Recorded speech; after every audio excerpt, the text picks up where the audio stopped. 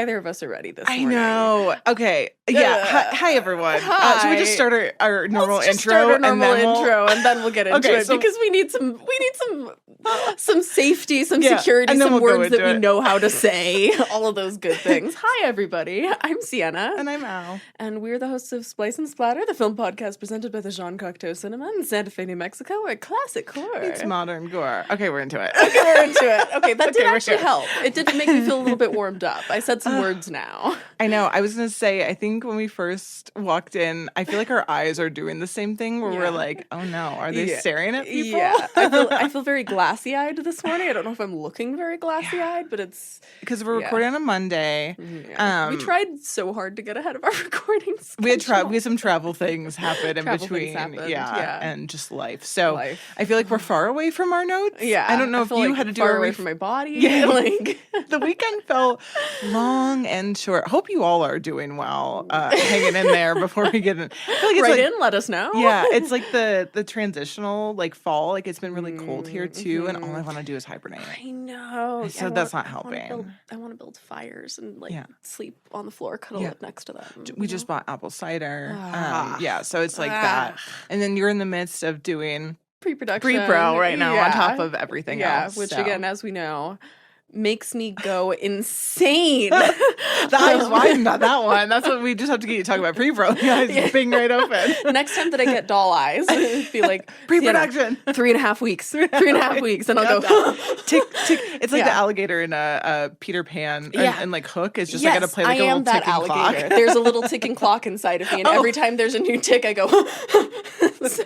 So if you see me twitching during the recording of the episode, it's the clock going off. Yeah. Yeah. But yeah, special Things. I was gonna say special episode today. Oh, We're yes, actually gonna have it is a special episode. Yeah, that's right. We have things to talk about. It's like the month of birthdays. So we had mine, which we all went to Ren Fair. Sienna got to see me actually in my good. Ren Fair persona. Yes.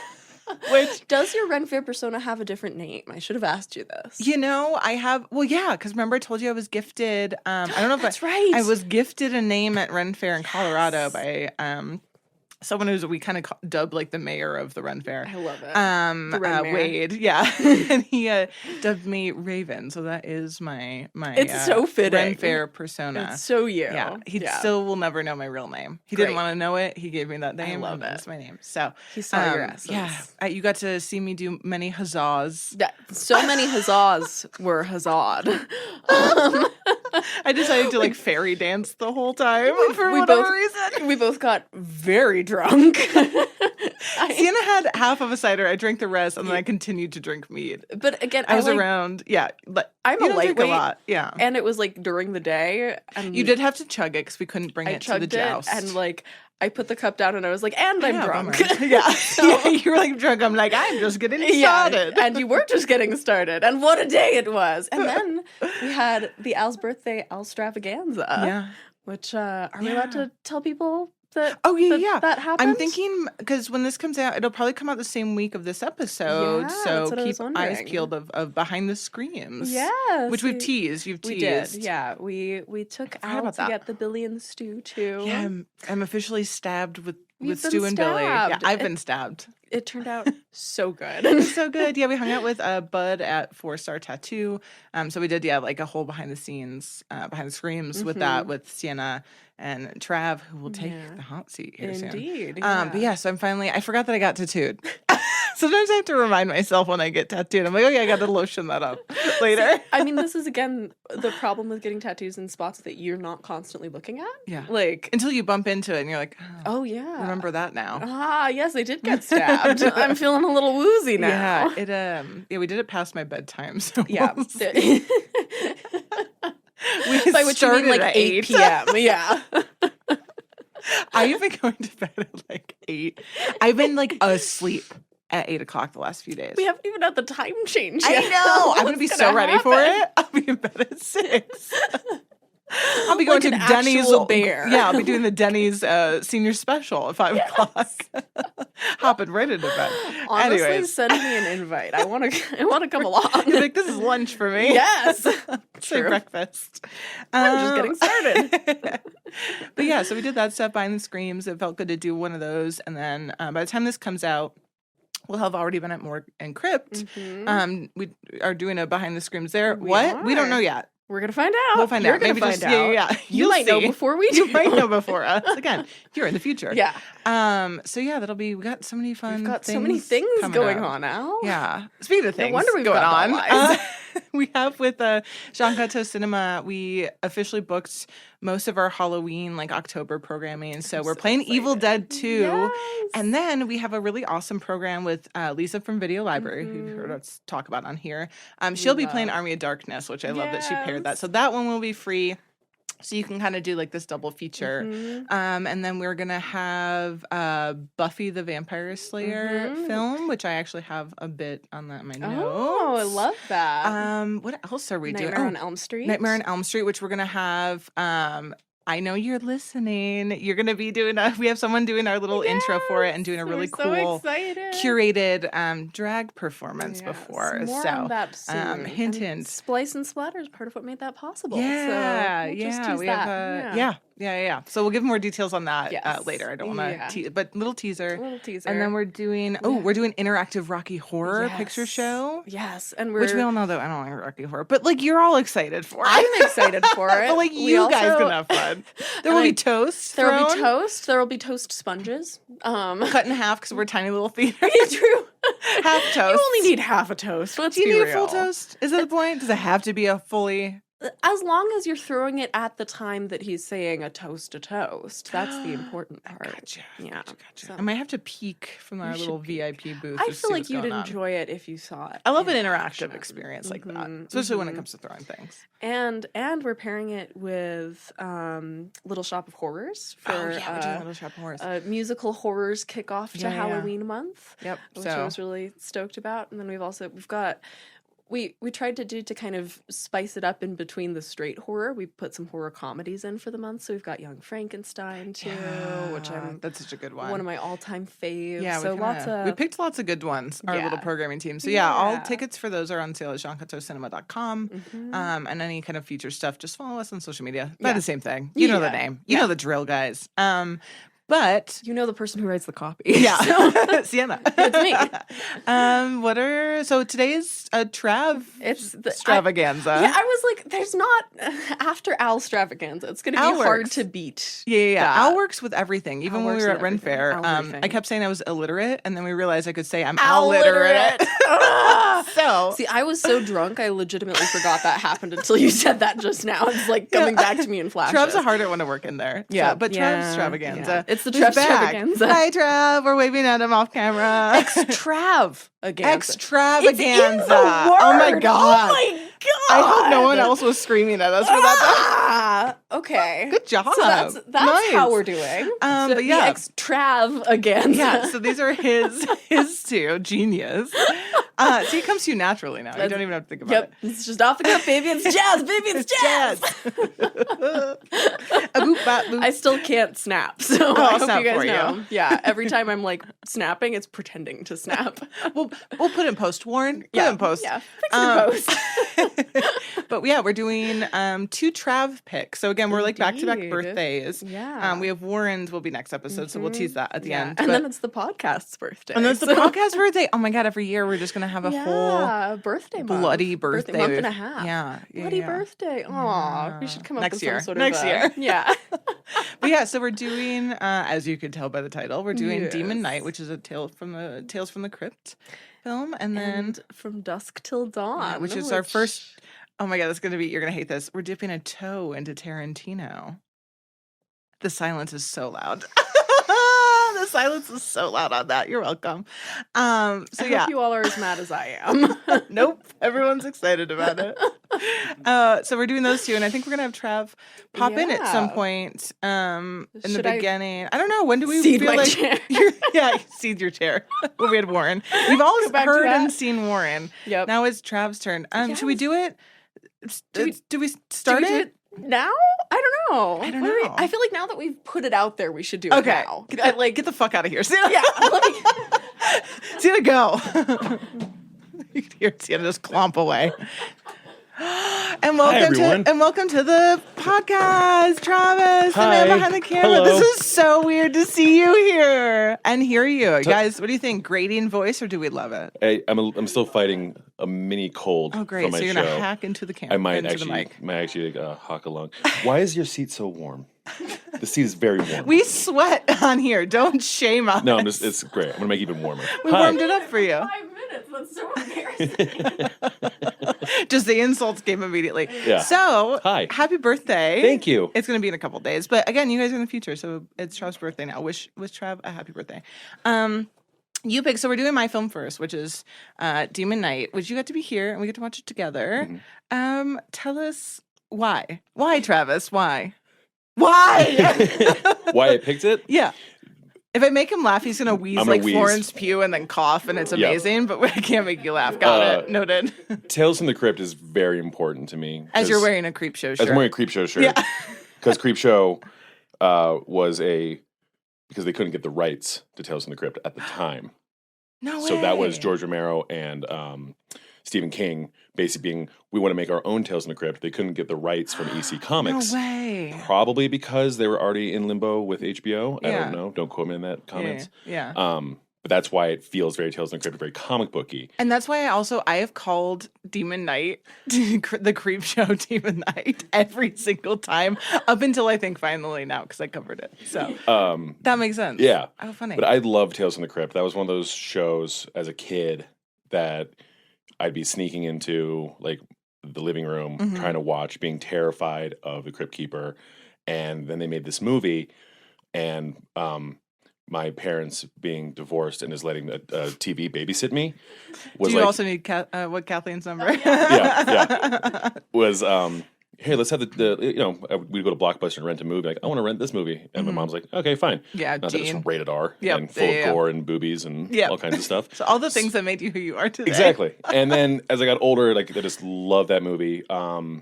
I went to Catholic school, so all the Catholic mythology in it, and like the stuff with Christ, especially with this one. Yeah, and like it's 7 seals, and there's all this imagery, like Billy Zane is tempting them in the desert, which is what the Christ figure went through. So it was like just a perfect little meld of like things I shouldn't be allowed to see, and things I knew about. Yeah. And then it just stuck with me. Like it's in one location. It's shot great. The monsters are amazing. Billy Zane is just chewing the scenery. Oh my God. I mean, yeah.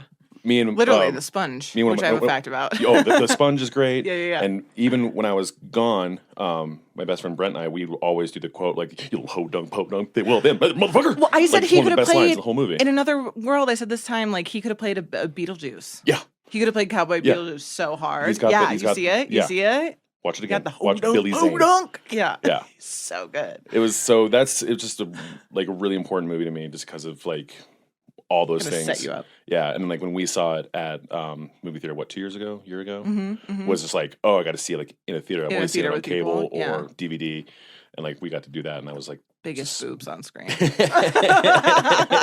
the biggest boobs. Yeah, it was so good. I was gonna say I think you introduced me to Demon Knight. Probably, I think so. Sure. Yeah. I'll talk about it more with Sienna of like my Tales from the Crypt, but yeah, I like it. I like this one. Hopefully Sienna does. I'm so curious to hear Sienna's thoughts. You can talk. I was gonna say, when you swap and you get to sit in then my warm seat. Yes.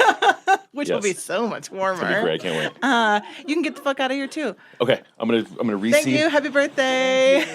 Okay, bye. Get the fuck back in here, Sienna.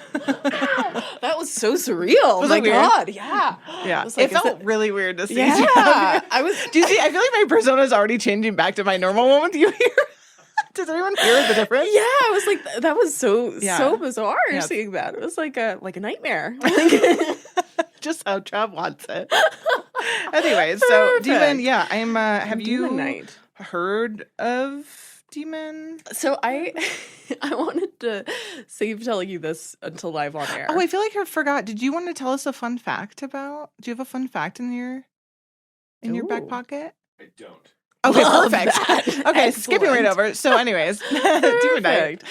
Demon Knight. I saved this to tell you live on air because I knew that you would shame me and that it would be better to tell you live Yes, on I air. love shaming you publicly. Yeah. I think I'd heard of it before. I had never seen a Tales from the Crypt anything. Okay, I The actually TV kind of show, figured this. The movies did not know what it was. Had to look it up afterwards to be like, what is a Tale from the Crypt? Like, oh my God. I kind of had this, because again, I feel like me and you like are just our formative years. Are just so different in stuff, and there's so much out there, obviously. I kind of had a feeling, because have you ever watched Goosebumps? No. Yeah, I kind of figured you were like, are you afraid of the dark? No. Yeah. It's because we're also generational too. You gotta think we're kind of almost 10. We're like 8 years apart. So don't tell the people that. You should like it. You're the younger one. But I feel don't want to be. To be fair, I want to be the Crypt Keeper. I really liked the time that I grew up. I feel like it was that sweet spot of stuff. But it's because we had all of these spooky shows. I mainly just had like the Scooby-Doo movies, which I loved. Which are great. Which I loved. But you kind of like, I feel like spooky TV shows kind of tapered off. Yeah. Like not long after. The early 2000s were kind of a drought for it was a lot of comedy stuff. Kids. Yeah. So I'm not surprised. I'm not going to shame you for it. It's okay. I was going to say, when I was a kid, much like Trav, like, it was the, why did our parents let us watch this thing? But I realized it's because I would sit at night, go to the foot of my bed, like flip around and be like at the foot and like peek over and have the volume at like 2. And then I was terrified of him. That's so funny. I was the Crypt Keeper. Yeah, terrified. Now I love him, and he's so sassy and like cunty. So I need context. Okay, I tried Googling it. Still don't feel like I understand. I have like what a little. What is the Crypt Keeper? What's his deal? He's a little who like is he? Mummy. Who is she? Yeah. Who's that? Who is that? A queen. A drag queen. Which, if anyone's done Tales from the Crypt drag, I would absolutely love to see it, because that cackle is such a drag queen cackle. Right? I wonder how many like drag queens are like, she was that. But no, just like a little sassy, like dead dude. Just telling tales from a crypt. Is he? There we go.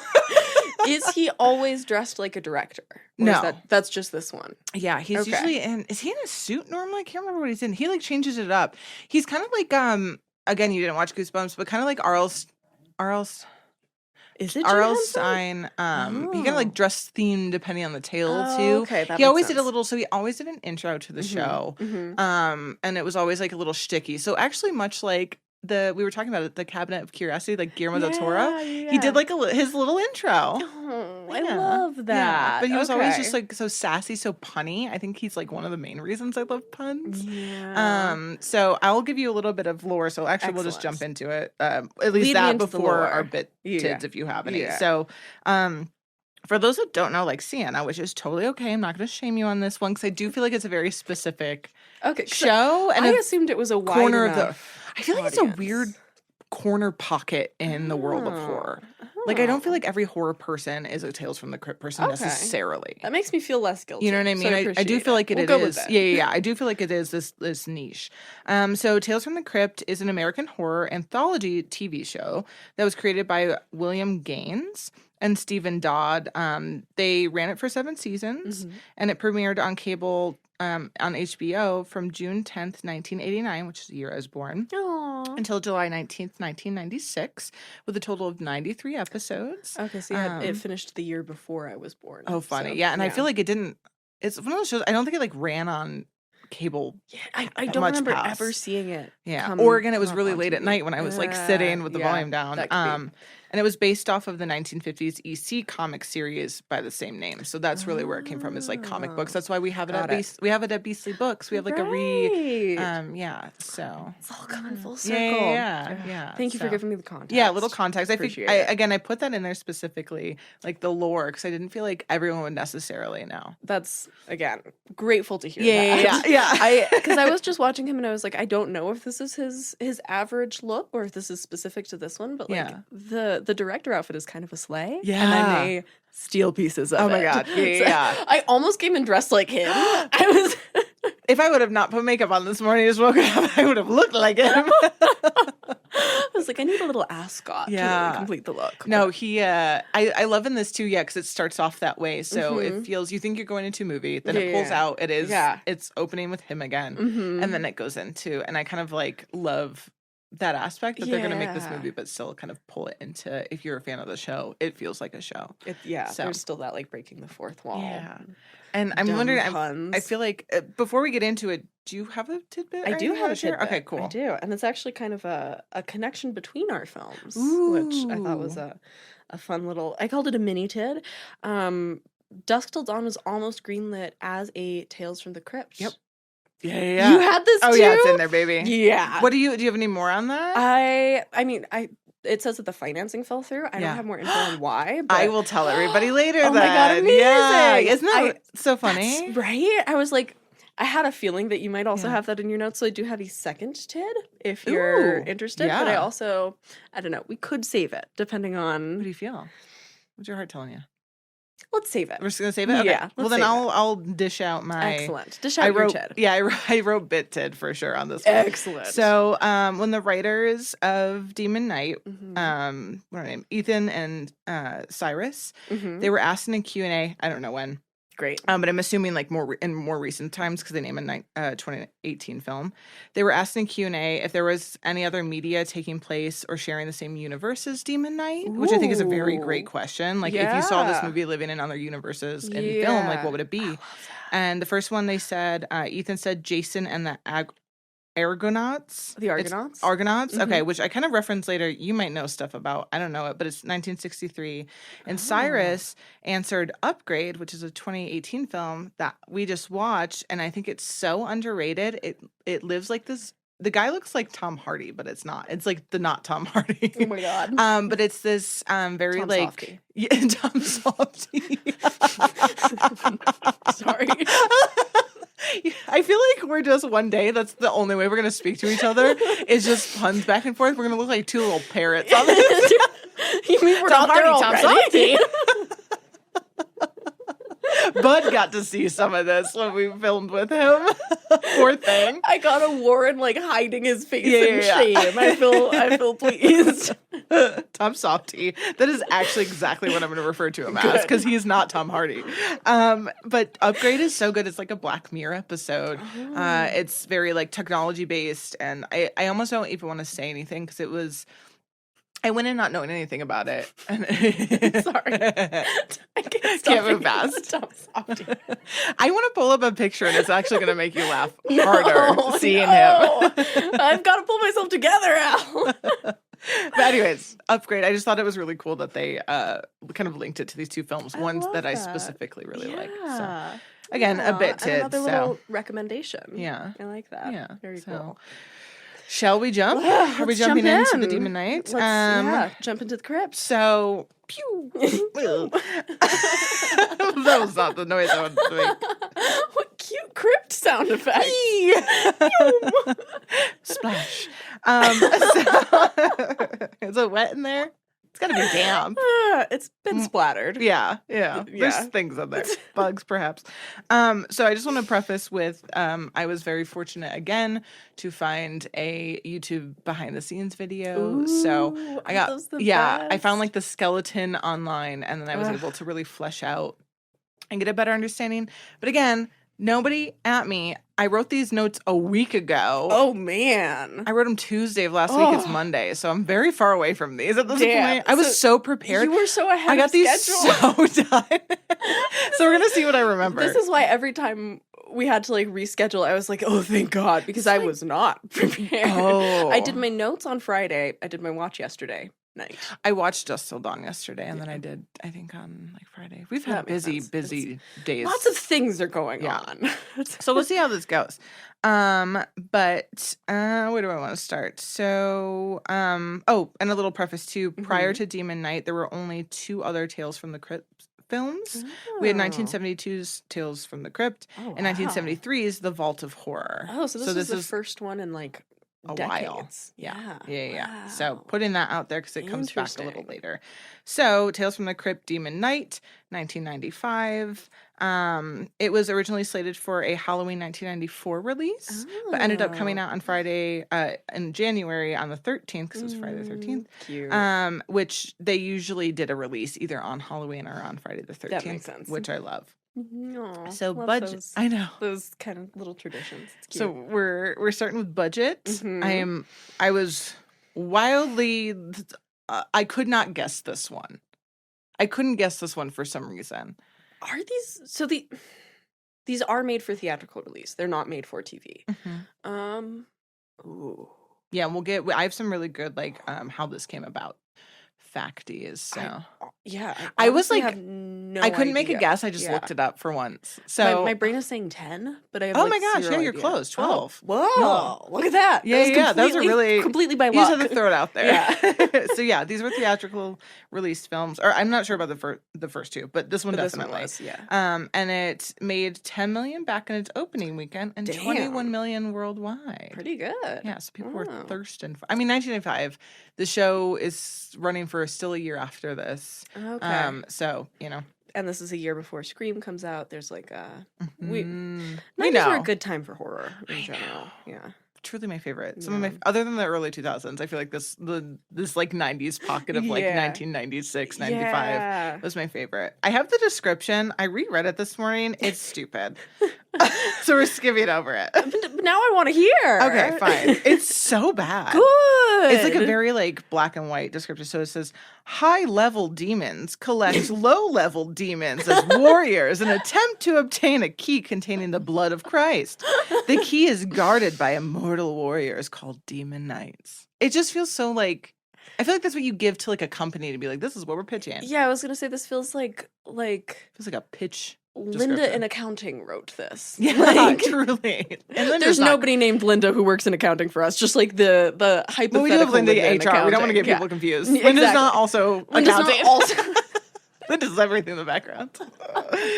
Linda's pulling all the strings. She is. No. Imaginary hypothetical Linda in accounting. Yeah, it's just like wrote that description. Yeah. So we're moving on from that. Great.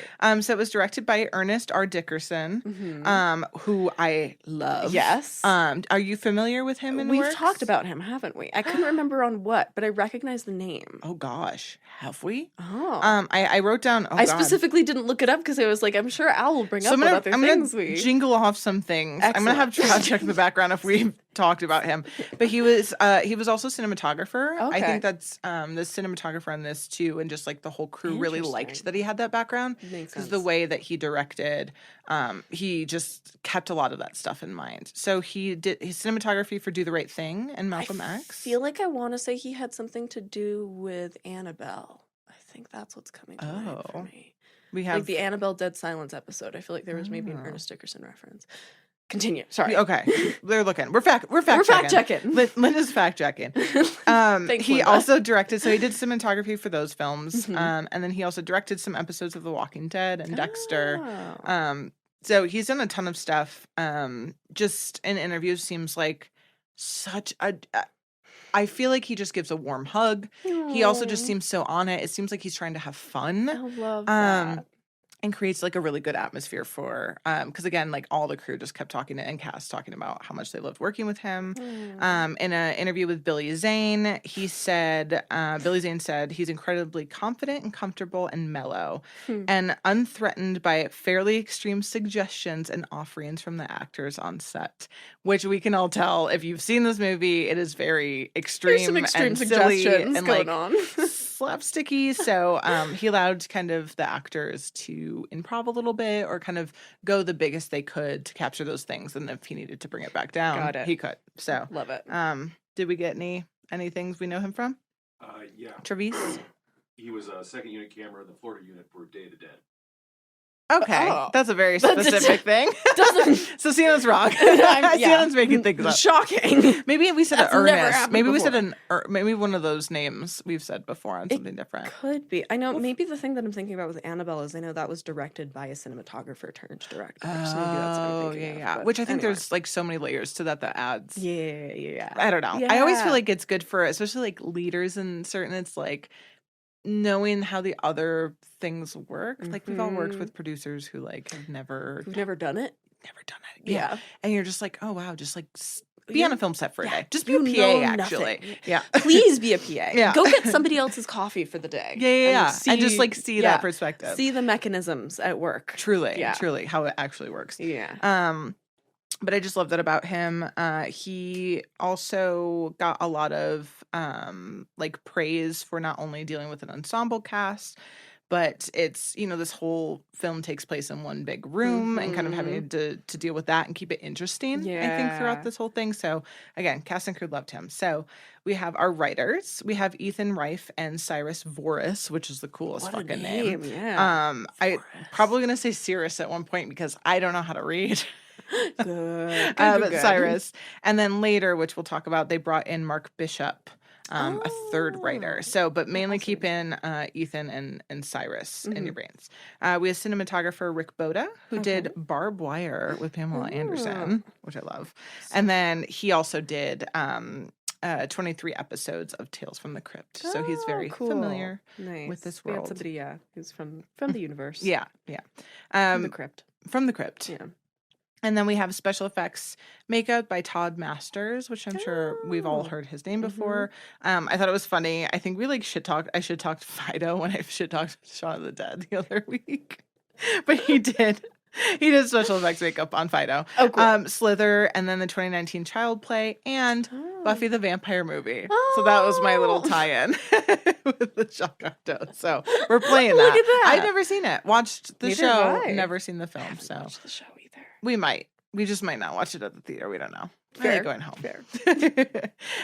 He said he was really excited to be working with Ernest because I guess when they got to talking, they both grew up watching a lot of the same films and just thought they were really cool. So I think he just broed down with him on that level. And so he knew they would work well together. And then I have a fact here kind of talking about his first interaction, but I think I'm going to save it into more when we get into the demon talk. So we're going to move into starring.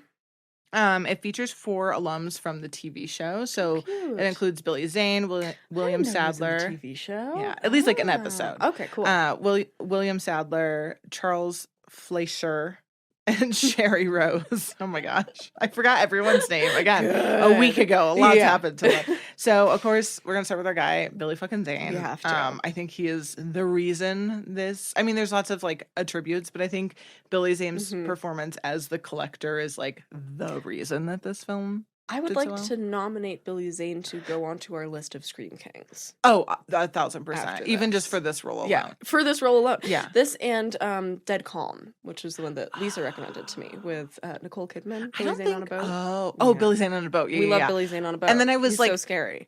This actually takes us back a few episodes because I think I said, too, you have to see him in Demon Knight, and now we're here. There you go. I think this is the... Oh, wait, no. This is not the only thing I've seen him in. Titanic. I was going to say, I love know Titanic. this is not the only thing you've seen him in. The 90s. We were all weirdly upset with his horrible disaster movie. I don't know about... I'm sure I've said that I did this on the podcast before, but I would usually because we grew up in the time when you would watch Titanic on VHS, I would watch the first 2/3 and then turn it off. You kept your peace. Yeah. The movie ended for me. We're done. Yeah, right after the car scene, movie ended. That was it. Yeah, and then you went to bed and you're like, yeah. me. Exactly. me. Dreaming of icebergs. Yeah. That didn't that were beautiful. Didn't kill you. Just gorgeous off the side of the boat. Yeah. Just sightseeing. Yeah. Very romantic setting. When those icebergs aren't ripping your boat apart, they're very romantic. Yeah. That's so fucked up. So Billy Zane, again, his performance of this, he also says in interviews or in an interview, all the interviews, I don't fucking know. This is personally his favorite film and performance of his. Oh my God, he loves I this one. that. And I think it's because so a lot of people come up to him and are like, you in this role. So I think it's a very beloved. Beloved on both sides, which is lovely. I love an actor that even though they've done really great things, it loves this weird little... Well, because especially if you know that it's one that the fans really loved, and you're I love that it made people happy. Yeah, I feel that's Matthew Lillard with Stu. It's because I sent you. I think I sent the podcast. We'll post it. But there was a TikTok of him. He's like, "What's there to say about this role? I feel like I don't have anything to say." And then he proceeds to talk 5 minutes about the role. Oh, that's so cute. And his improv, and he's got to just. Most of us, I think, would come up to him and be like, "That's the one. That's the one." So this is the one for Billy, which I love. I love that. He said in terms of finding the character for the collector, which is such a wild character, he approached the role as Robin Williams' genie from Aladdin, but from hell. Oh my God. Isn't that great? I love that. great. I love so that. even again, I talked about the sponge. That was like an improv idea of his. Oh my God, of course. You know, there's obviously like the scenes with the flame coming out from his crotch. Yep. And so we've got that. We've got the crotch gun in mind. There's yeah, some the good, crotch, a lot of crotch. Well, good a lot of parallels. like masculine. Yeah, these are. There's some we'll stuff. have lots to talk about the years. And then there's kind of this rumor too that apparently Billy Zane got the lead of that villain in Titanic from this? people seeing him so play this role. Because I feel like It's rumored, but I want to believe it. I'm inclined. I'd buy it. Yeah. I'd buy it. I mean, I feel like I think he's one of those actors that is great at playing characters you love to hate, you know? Mm-hmm. And this actually almost feels to me like one of his more sympathetic villains, like compared to what's his face in Titanic. I feel like I wanted to throw that motherfucker off you want to throw him off the boat. Yeah. I just want to watch the like... Collector do everything. I know, but again, because he kind of pulls this like genie, yeah. Aladdin's genie from hell. Yeah, and I'm like, bad for so her. Yeah, it sucks. I'd be friends with him. I feel like yeah, absolutely. He's kind of charming. Absolutely, that's like he's kind of hot. I kind of like him doing these things. Says so much about me. I mean, we found out what my type was last week, so this is your type makes sense. Yeah. Sexy Harry Potter works on set. Yeah, knows fake blood. Yeah. Cares about consent. Was that it? He like asked people. Yeah. So my type, not that simple. Billy Zane. So much. Yeah, Billy Zane, the collector. Yeah. The collector. So I thought this was a really fun fact. It's like wildly. I don't know. It feels very obscure, but I think it's so funny. So at the time, no one knew Billy Zane was bald. Isn't that like that's like one of the first things I think of when I think Billy Zane? Yeah, I think Titanic and then I think bald. Up until Titanic and then bald. Up until this point, no one knew he was bald. I don't know if wearing a wig? What was the He situation? would wear wigs. Billy. Do you wear wigs? What wigs do you wear? Oh God, he was living, I don't know if he was living or working in the UK, but at the time there was a big neo-Nazi group active in the 90s. And so he was like, I don't even want to play with that. Oh, so this motherfucker wore wigs. And so the first day of set, he walked on and he had a briefcase like full of wigs. And he was like, which one do you guys want me to play? And Ernest was like, no. None of them. I actually think this really works for the character. So and so this was one of the first, I think this was the first role where he showcased his bald head. Whoa. His Demon Knight. Wow. Isn't it funny? I love that. And now I feel like after this, it's just like the floodgate. He was like, the wind is touching my head. I feel like this is great. So he just went for it. My scalp is free at last. It's seen the light. Literally. My head has seen the light. Yeah. Isn't that funny? I love so random. I don't know why I God. found it really interesting. No, good fact. Excellent tid. Thanks. Yeah, a lot of these are tids. Moving on, we have William Sadler as Breaker. He's mostly known for like the Bill and Ted films, Die Hard 2, The Mist, which I really like The Mist. I don't know if you've seen it. But he says this was like I said, this wasn't his first time in Tales from the Crypt. He was in a show appearance.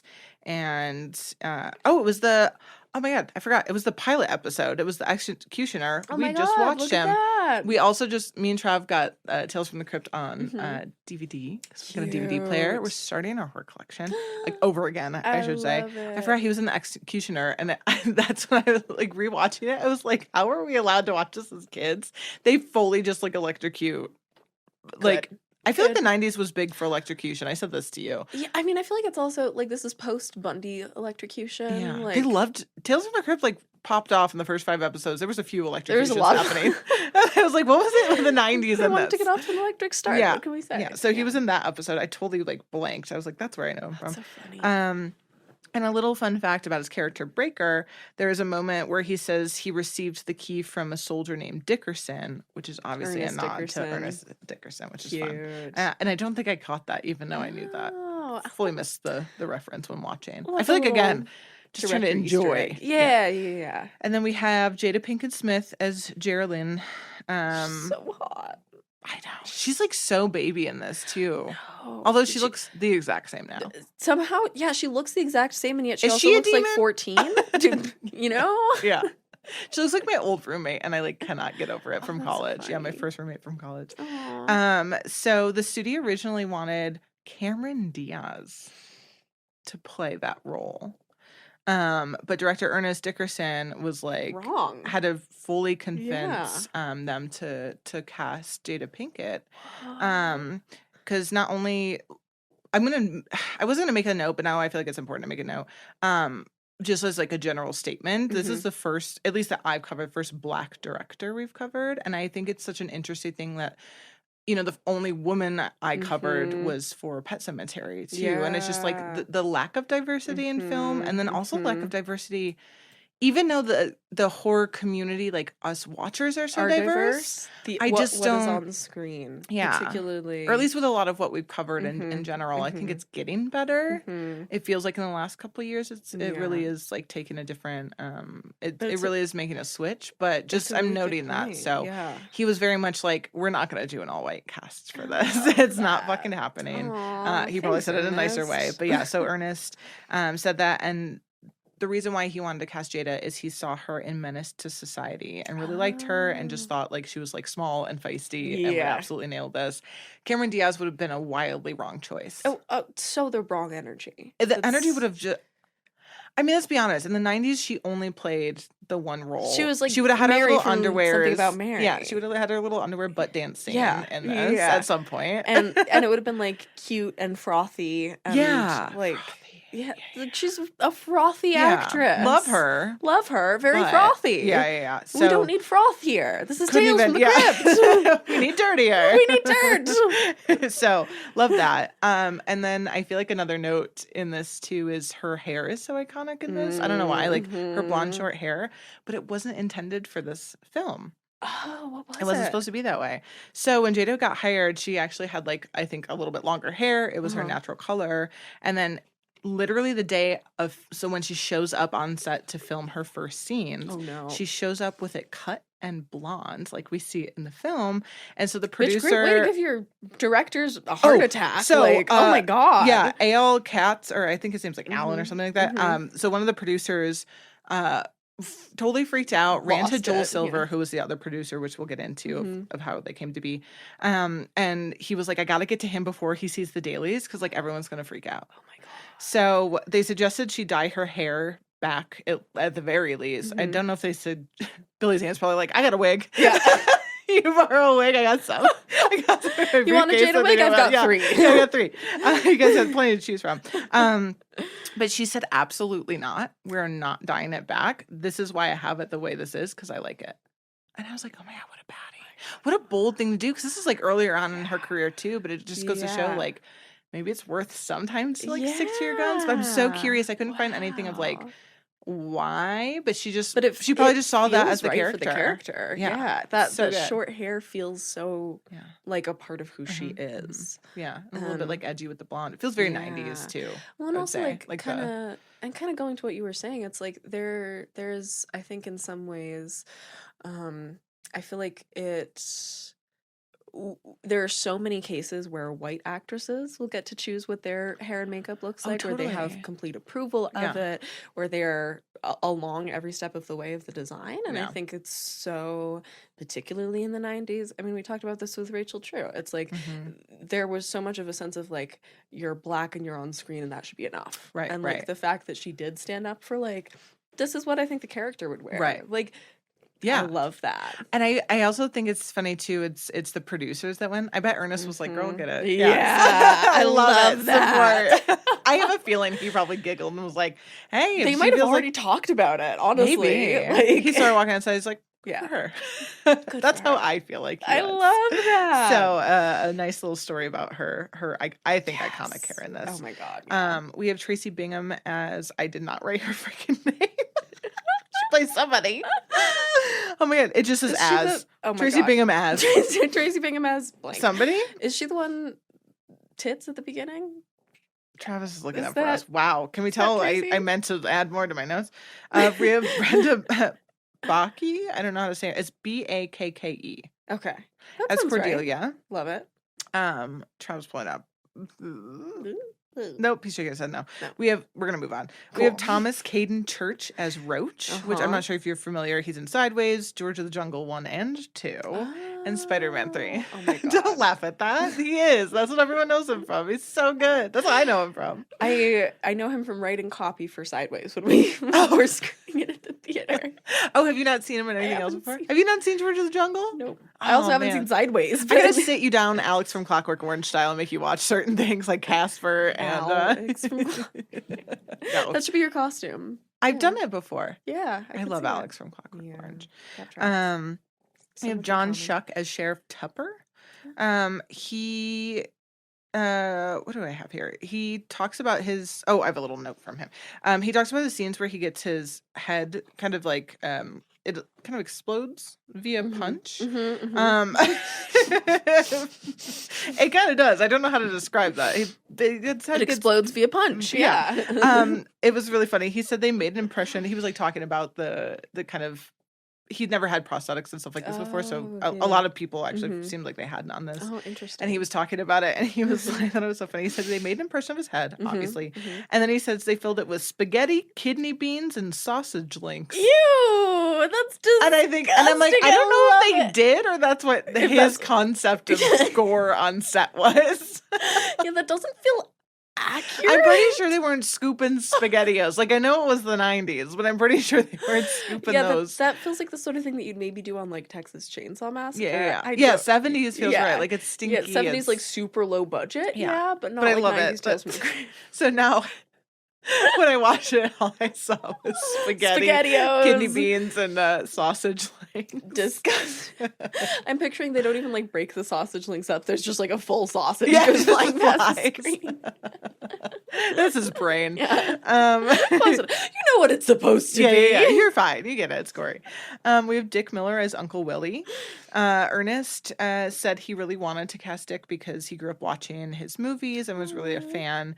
And so when he was talking to everyone, he was like, man, do you think he would actually like even want to do something like this? But obviously he seemed like he had a great time. Oh my God. Yeah, he got to have the scene with he does say a very inappropriate thing about shooting the scene with all the women. Great. Can't wait to So hear. we did not put that in here. So I'm like, the 90s was a wild time for interviews. I don't think people had PR. Yeah. I was like, you should or it wasn't doing a good job. Yeah. But he was one of the other ones that had never gotten prosthetics on before in this way. So prosthetics supervisor Scott Wheeler said that he's pretty sure this We've was talked about Scott Wheeler before. Yeah, I feel like a few of these guys have done. The names are starting to ring bells. Yeah. He said that he didn't enjoy it, but he was a pro about it, and I'm sure he seems spicy, that man. We have CCH Pounder as Irene. Everyone said they loved working with her and talked about what an infectious laugh that she has, which she seems like a lot of fun. Yeah. This whole gaggle of it seems like it was a fun set. You gotta be. Yeah. It's kind of a bonkers story. Yeah. Lower level demons, high level demons. Different levels of demons fighting each other. And last we have Charles Fleischer. We don't know. As Wally, who's like the postal worker guy in this. Who is, I said this is a fun fact specifically for Travis, so listen up, buddy. He is most known for being the voice behind everyone's favorite cartoon rabbit whose sense of humor bagged him a baddie, Roger Rabbit from Who Framed Roger Rabbit. Oh my God, amazing. I know. I had no idea. And he's like if you look up his IMDb page, this man he's like such a character actor and then a voice actor, obviously, too. But he's done so many things. So look him up because he didn't pop up when I looked at just like the Demon Knight IMDb. So I had to like go searching for him. But Charles Fleischer, it's spelled fancy. And so we're moving on to the script and kind of how kind of to your little tid how this came to be. And I noted this could have been if you had a fact, Travis, because we told him to come prepared with a fact. I was going through all of my notes trying to figure out which one Travis was going to bring this one is like what I felt like would have been it. So Demon Knight was a script that had been actually circulating in Hollywood for a number of years prior. Again, Ethan and Cyrus wrote it together before we knew it as like a Tales from the the Crypt, and they actually wrote it 6 to 7 years before wow. it actually came just in like this concept of Tales from the Crypt. So it was initially supposed to be an anthology, like you were kind of saying. So this is the meat of what you were saying. It was initially supposed to be an anthology of 3 movies that were all going to be very different. One of those scripts obviously was Demon Night. It was named something else. Then Bordello Blood. And the third was supposed to be From Dusk Till Dawn. Way! But they couldn't close the deal with Tarantino because he wanted too much money for it, which I'm like, That's also hilarious because wasn't he living on motherfucker's couch? Yeah, also we're going to talk about how the script rights for this were acquisitioned and how much money he earned for it, because it was not a lot. That's why he wanted more money. He was he thought he could get pull one over on someone, and they were like, we're okay. He literally, if I'm remembering correctly, he sold the script for $1,500. So, oh shit. What are you talking about, Tarantino? I bet he just thought these were a couple of bozos, and he was like, I'm just going to try and get money out of them. Yeah. Again, I think he was living on what's his name's He was living on, he was. Yeah, we're going to talk about. Oh my God, I love it. Yeah, we're going to get into it, but. This is why Sienna goes on rants about Tarantino. Holding it in for a couple more minutes. Yeah. So I say this script had a long journey. It was like Sisterhood of the Traveling Script, because it was just going from like person to person. God. So the script first turned up on Tom Holland's desk, not the beloved Spider-Man Tom Holland that we all know. So Tom Holland, who directed... in the 90s? He wasn't even thought of yet. Yeah. So this Tom Holland directed Psycho 2, wrote both Fright Nights, which your actress was Gracie in. Gum. She was in one, and directed and wrote Child's Play. Oh, cool. So that's his little thing. Wow. So Tom, actually, when it landed on his desk, he intended to shoot the movie as a follow-up to Child's Play. Which, again, the script wasn't what it is now. Okay, so keep that in mind. These were definitely different scripts. Imagine. Cool. Which is where we'll get into. So then this idea was obviously dropped by Holland, and he decided to make Fatal Beauty instead. Oh. And then later turned up on then Mark Carducci's desk, who passed it to Mary Lambert. For a second. I was like, oh God, there can't be more of them. Who passed it to Mary Lambert. And after that, the script then ended up at Full Moon Entertainment, but was once again dropped from their roster due to budgetary constraints. I know, I told you, Sisterhood of the Traveling Script. And then this makes me feel so much better about my own. Oh my God, yeah, no, this thing got like tossed, and again, held on for like 6 to 7 years prior. And so it eventually wound up on the desk of Joel Silver, who I mentioned, who was working at Universal at the time, who greenlit the film as a Tales from the Crypt movie, Demon Night, finally.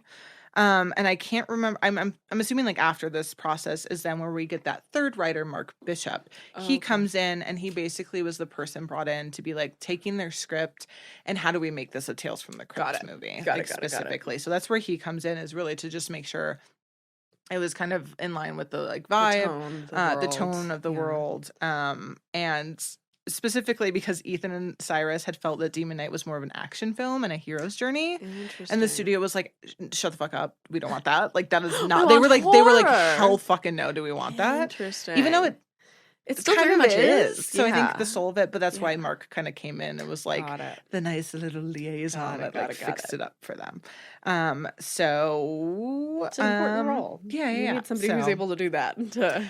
It makes sense, especially if it's living in this world that has, 5 seasons prior to it at this point. So, fun fact, several concepts, such as the idea of shooting demons in the eye to send them back to hell, was later used by writers Ethan and Cyrus for their TV series Brimstone in 1998. So I like that they still took some of their work. These guys seem really cool too, just like they seemed like they enjoyed writing together. So, moving on to some production goodies. Yes. This film was shot during a hiatus between the seasons of Tales from the Crypt. I'm assuming they probably pulled on some crew, made sure like producers and stuff could be on it, and was shot for about 40 days. That's a short shoot. Yeah. Yeah. Just over for a month. Yeah, for something of the budget scale that 12 this is, million. 12 million to shoot for 40 days at this time is very short. Yeah, that's interesting. And then we see it too. It's shot. It seems like it's shot at night. Interesting. Ernest was really big on wanting to have healthy crew hours, so he didn't want to shoot. The more I hear about this man, the more obsessed lovely. I am. You should actually watch interviews with him. He just seems like the coolest fucking person and so talented. But he really wanted the crew to have good hours and be able to like go home at night. So Yeah. they didn't want to shoot for 40 nights. And so he decided to find a way that they could do this inside. So he found an abandoned airplane hangar in Van Whoa. Nuys, California. Uh-huh. And they kind of use that so they could shoot Oh. inside, and they can just shoot during the Do day, day and for they can night. go home. Yeah, Lovely. which I think adds to this like weird surreal feeling. It does, because it feels a little bit stagey almost. Yeah, I wrote down the For sure. cinematography reminded me a lot of Heather's, which is Oh, one that okay. I absolutely love, that also I think has a very kind of like heightened theatrical Yeah. look to it, especially in like the church scenes, you know? Yeah. If you think Even about some of the bedroom scenes in that too are- Totally. yeah. Yeah. And so it had that kind of a on a sound Hyper- stage look to it. To Yeah. me, in a way. Yeah. Which I mean is a compliment. I feel Yeah, like yeah. it works Okay, for the good. tone. Yeah. I hope so. I'm gonna ask you your opinion about this after. So I love that he did that. They also built the hotel and the surrounding landscapes inside as well, and then wow. covered everything with that like black veil to give it that night Interesting. look. So Oh, they that's so they funny. were able to do it all right there. Because I was wondering, it's one of the notes that I wrote down is like, is this New Mexico or Louisiana? Like, I thought, yeah, I couldn't remember where it was. It takes place it's in New set Mexico. in New Mexico. Yeah. It's so clearly not New Mexico. Yeah, but yeah. as I was looking at it, I was like, did they shoot this in California? Mhm. Did they shoot this in Louisiana? There's parts Yeah. of this that look like it's supposed to be like the deep south. Yeah. It does kind of, give, which I think again works It in this like works, yeah. weird liminal space. Yeah, it's like it's in limbo. Kind Yeah. of. Yeah. Yeah. One of the things the cinematographer said is he actually loved shooting on the soundstage because what's in your camera is what you're getting. Right. So he said, though technology doesn't make it necessary anymore to do that, he really still, like to this day in the interview in that YouTube video, he kind of still loves that process of I love being able to that. kind of see it. He knows what he's shooting.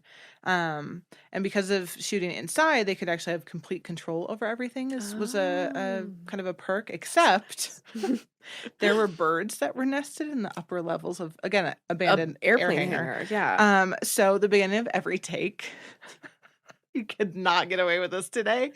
The beginning of every take, they shot blanks, but they shot a gun because then the pigeons birds would were go like, scared. "Oh, we'll be quiet for a little bit," so they could roll and do a take before they would start to get lively again, and they would pick them up on the mics.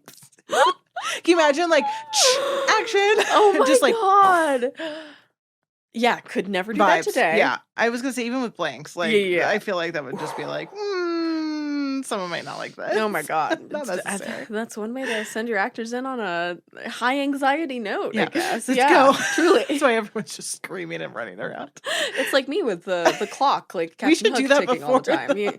Next time I get doll eyes, just shoot blanks at me.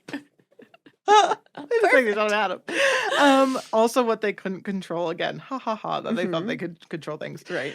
because it's in the airplane hangar. They couldn't really. And Van Nuys, and I lived in the valley, and that shit is like, I mean, some summers Hot. 120 degrees, and you got to think, even if you had air conditioning pumping, you're not going to It's fill not a going to fill hangar. that space. But yeah. with lights and with Oh people and with all that, so they said that Oh, the it must have cast been kinda like said- 130 degrees Yeah, in there. they said it kind of added to their misery. I'm sure.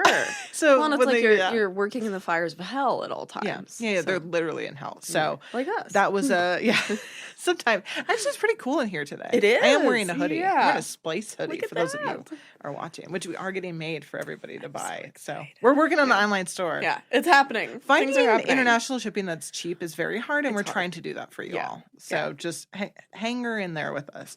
God damn it. Another issue that they had was they obviously had to get all this dirt Mm-hmm. inside. And so very casually they were like, "Oh, let's just get dirt from a pig farm. It'll be fine." I'm Anyone sorry. who's familiar have with you been to a farms, pig farm? There's a lot of shit mixed in with that. Yes. So they had truckloads of this pig dirt in air basically? quotes. Yeah. And they put it on set, and they said they almost couldn't the breathe, and they heat? had to immediately, they had to evacuate, and they had to get it out of there. They were like, "We cannot shoot like this." Yeah, not only it just hot pig shit. Jesus Christ. So they were like, "Well, we can control things." Actually, Oh no, my we can't. Going back to our conversation about like producers need to like spend a day on set doing like PA work, like Yeah. you can't Get out of your air conditioned, cute little office. yeah, get your and butt don't down think there. that you can go to like an unair conditioned like airplane hangar and then put a put- bunch of pig shit in there and people will dirt. be fine. Yeah. Yeah. Wild. That's so so funny. I love that. I could just see like someone was just panicking, like, "Oh my god, no, no, no, no, no, No. take it back, take it back." So as we're getting to the gross thing, we're gonna get into a little bit of the gore of it all. Yes. We love. The actor who plays Sheriff Tupper, he talks about a scene where he gets the head punch. Oh, I said the spaghetti. I put it up there. So good. So good. But Billy Zane, it was really cute. He was such a fan of him. And he called his dad and he was like, "Guess who I get to like punch in the head on set today?" I was like, "This guy." Dad's like, "Proud of you, son." Yeah. Good job with those spaghettis. You punched those spaghetti right out of his brain. So proud of you, son. You get those sausage links flying, boy. Yeah, you get it flying, boy. Oh my god, the time is flying. Speaking of flying. And I was gonna say speaking of wholesome, but this isn't that wholesome. CC Pounder or CCH, I don't know. I feel like people call her I've heard both, yeah. Okay. So the Ms. scene where Pounder. Miss Pounder. Oh my god. She deserves that name. She so does, bad. yeah. Badass. So the scene where she gets her arm ripped off, Mm-hmm. they actually had to fit her for a fat suit prior because they wanted to be able to tuck her arm in. Oh, So that they could I've rip always it wondered how they off. do that. Yeah, they gave her a little bit of cushion for the pushing, and they tucked her in like a little sausage link. Oh my god. They just It all wrapped her comes up. back to the links, baby. It's all linked It's all together. I swear one day everyone's gonna be like, "We're not gonna listen to this anymore just for those puns." Delete. But yeah, Unsubscribe. so they had it so she could just have her arm tucked in, and it was really cute though because for that gag she was so worried about if it would go right that she actually had the special effects and animatronics guy Scott Coulter on set with her. And he had talked about it. And he was like, "Yeah, it was really cool. Like that she like felt like she so needed me there to make sure everything sweet. went right." So I love that she was again like a pro. Yeah. on this. Some other fun little facts is the slime that we see Billy kind of sprinkle His on green over. slime, yeah. It's Love from glow sticks, which makes sense. It's very glowy and very 90s, but it's just a bunch of cracked glow sticks that had that effect. Isn't that genius? Are you thinking about using that for your movie? I am now. Yeah. Did you just see the gears I in my did. head? Oh, I have to make some calls after Yeah, this. yeah, That yeah. might have solved quite a few problems there, Al. Oh my god, you're so welcome. That, It's also in the demon's mouth when they're still kind of human. Like the diner workers, they have glow sticks in their mouths to make their mouths. Oh, Trev's, if you can hear, sometimes you can hear you guys. Apparently the demons, when their mouths are glowing, they have glow sticks in their mouth as well. Oh my god, yeah, you could probably put these. Glow Carrie, sticks. listen Yeah. up. Yeah. this is how we're going to do the earrings. This is how movies are made, baby. You're watching it happen in real time. You're It's listening to it jazz, happen baby, in real it's time. So yeah, I thought that was really cool. Oh my god. It's That's so clearly cheap helpful. and so genius. So cheap, right? And it has such a big effect. Big impact, yeah. And that scene was actually specifically where the demons are coming out of the ground and being like birthed. Todd Masters said, quote, "Something else that the fans may not realize is that Ernest is also a huge Ray Harryhausen fan. So he wanted Demon Knight to have many of these Harryhausen moments as it could. And so he one of the ones was the film I mentioned earlier, the Jason and the Argonauts or whatever. I also said for people who are not familiar with Ray Harryhausen, I knew the name, had to look it up, and then visually I knew. Oh, interesting. So he's an American-British animator and special effects creator who created this form of stop motion model animation called Dynamation. Oh, Is that right? interesting. Dynamation. And if you look up his works, the posters alone, I think you'll be very familiar with, Cool. and I think the style. So I'm not going to go into all those, but Got I it. just thought it was really cool. And again, Excellent. here's this film nerd just really pulling Yeah. references from people. Aw. Which if you use the glow sticks, you can pull directly from Demon Knight, There which would be you a really cool go. reference. Oh my God, it's when gonna someone reads the happen. article about you, you can talk about that. I wrote summoning demon tidbits. So this is where I'm going to talk a little bit about the demons, and I'm going to wrap up notes because again, there was a lot of good stuff. I encourage juicy people, one, I encourage yeah. people to watch the YouTube behind the scenes because it's very cool. I think I just looked up Demon Knight behind the scenes. I don't think there was a name to it. Amazing. So, Todd Masters said he, when he first read the script, he was like, "No fucking way." All the demons and the versions, he called them like the Blues Brothers. at first. So they were meant to be in these suits with sunglasses and very like buttoned up and put together. He said, what did he call them? Men in Black or like the CIA. Oh my God. And he was like, how are you going to have a fucking movie called Demon Knight and not even have like demon creatures in them? So that was, again, talking about, I would love to find the first versions of the script just to see what everything was like. Yeah. So he was like, you can't do a Tales from the Crypt film about demons and not Demon even Knight. and have like these humans from Men in Black in them. So he was like, let me rebudget my side of things for this so that we can come up with a creature design that we can kind of afford. So he said, give me 24 hours, let me come up with a new way for the like a new thing for the demons. And he came up with an idea apparently just from looking at his staff because they were like scrawny teens. Same. So he said, quote, I know, wild. And then you watch it and you see it. He said, we decided to take photos of these skinny guys in demon poses in their underwear. And using computer-drawn software, Scott Patton and I drew into them demon heads and demonic hands and then covered up their underwear, giving them tails. And they worked for a few days. He said it wasn't that big of a deal. They just kind of like sat there and did it. And they ended up getting the demons that we see on screen. And it ended up being two guys in their shop that they initially used, their lab assistant and their runner, which like would have loved to tell that tale. That's so funny. And then two stunt guys playing demons in the movie. So they just kind of like pulled from their own.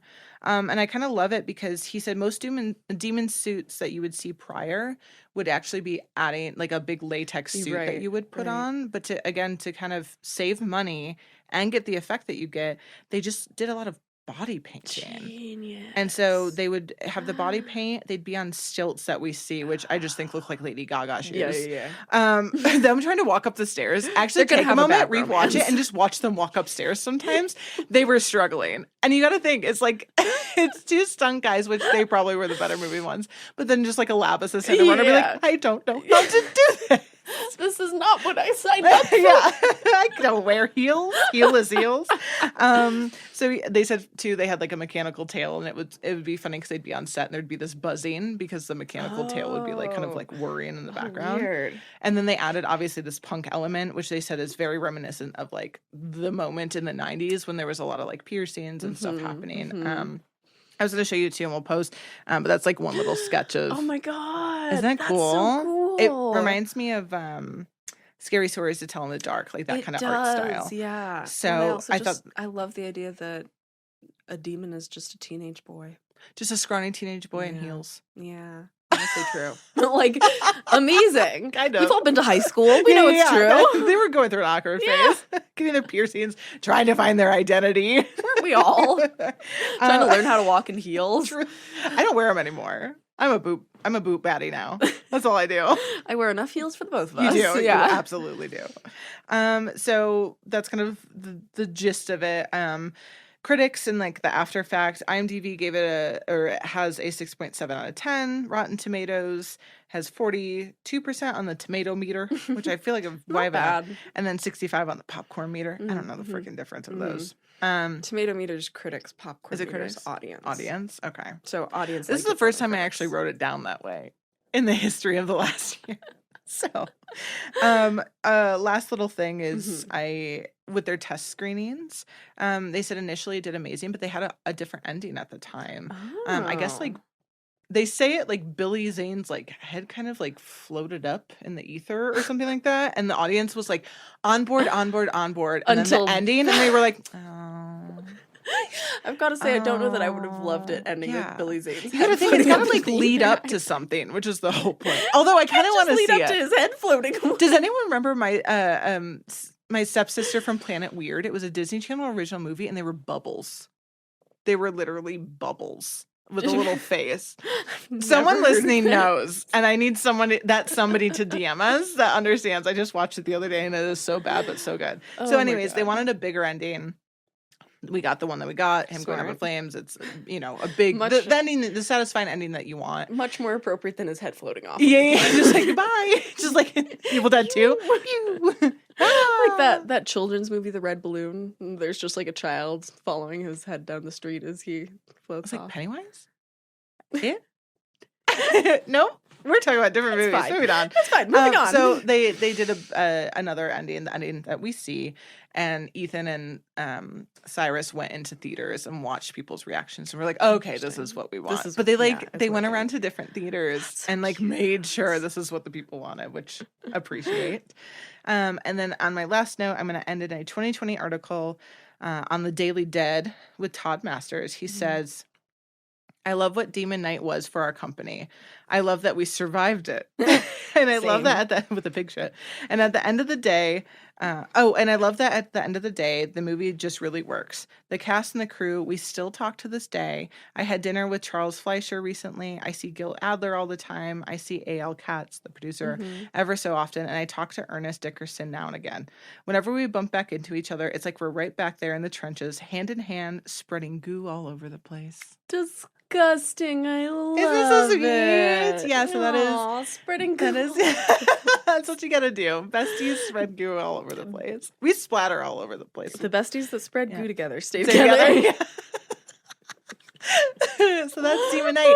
I can finally ask you, what the fuck did you think of it? Because I actually don't know how you felt about this. I can't gauge. I feel like this is another one that goes in the Lake Placid category for me of this broke me. And I don't know what to call I was it. like, if you didn't, my brain was like, if you didn't know Tales from the Crypt, you wouldn't get it in the way this should be got. And that's okay. Feel a little bit of that, but it also didn't like not land for me at the same time. And so it was like, there's a lot of layers. There's a lot of themes. I feel like I should have experienced this as like an 11-year-old for the first time, and then I would be able to get like the full impact. But every time I thought I was gonna zig, it zagged, and every time I thought I was gonna zag, it zigged, and I appreciate that. I love that. It's like a ride. It is like a ride, this movie. And it reminded me a lot of Herschel Gordon Lewis, who I love. I've brought him up as the Wizard of Gore. Yes. I was like, why do I know that name? Okay. Yeah, from like the 60s, super cheap films. And so watching it, I was like, this definitely feels like it was made by people who grew up loving the kinds of like schlocky B horror that I love. Yeah, and so I definitely think that with interviews and stuff too. Yeah, I was so curious your response. I do think there is like a layer to being like a Tales from the Crypt kid. There's just so much nostalgia built up around it, but this is like this one gets, again, it plays in theaters and it works, and Billy's like, everyone still kind of talks about it in a way that you wouldn't expect for a Tales from the this Crypt movie. Yeah. So. What would you rate it? Oh my god, that's why we should ask Trav. Trav rates it 5 out of 5. Blood splatters. I don't know what our rating system is. 5 out of 5 drops. Stabs. Stabs. Woozies. Woozies. 5 out of 5 woozies. Sometimes by the end of this, honestly, that's what we are rating from. I would say like a solid 4, just because there's nothing like it. Yeah. It's so wild, but it is like campy. I don't know. It's a like hard one. Fair. Yeah, I feel like a 4 probably, just because it's so its own thing. And reading now, hearing all this behind the scenes, it actually makes me appreciate it a lot more. Yeah, I like the thought that went into it, and the demon. Sticks. Yeah, the glow sticks. I know. You're welcome. We've saved you hours of work now. You've saved me so much money. You have no idea. Like truly. Were you looking for glow things for uranium? Yes. I wonder if you could just paint it on things. I was thinking of doing glow in the dark paint, but that's not as glowy as a glow stick, and it needs to be potent. Yeah. So, oh my god, I love it. What would you rate it? 4 out of 4 woozies? Yeah, 4 out of 5 woozies? My brain was just like doing like a series of crocodile emojis for Lake Placid. Like I just saw what is it when like someone's heart stops on a monitor? I just saw I just saw my brain flatline. Beep flatline. That's what it's called. Anyways, we should. I feel like I'm at like about a 3, but that's like again, that feels fair. You always rate things. I could rate everything. True, high. True. I'm the harsher rater of the two of us. But again, I also feel like if I had watched it earlier, if I'd watched it as a kid, it would have had like. Glad you enjoyed Trav's birthday pick. If you didn't, it would have been on him. True. I would have yelled at him and not at you. Should we take a break and be right back? We'll be right back. Hi, it's Sienna. You've heard me talking horror here for almost a year now, and there's one horror movie that I keep on referencing that I finally get to share a little bit about, which is my own sophomore feature, Radon's Daughters. It's a dark folktale about two New Mexican families whose fates collide at a toxic Dia de los Muertos celebration in a uranium-tainted church.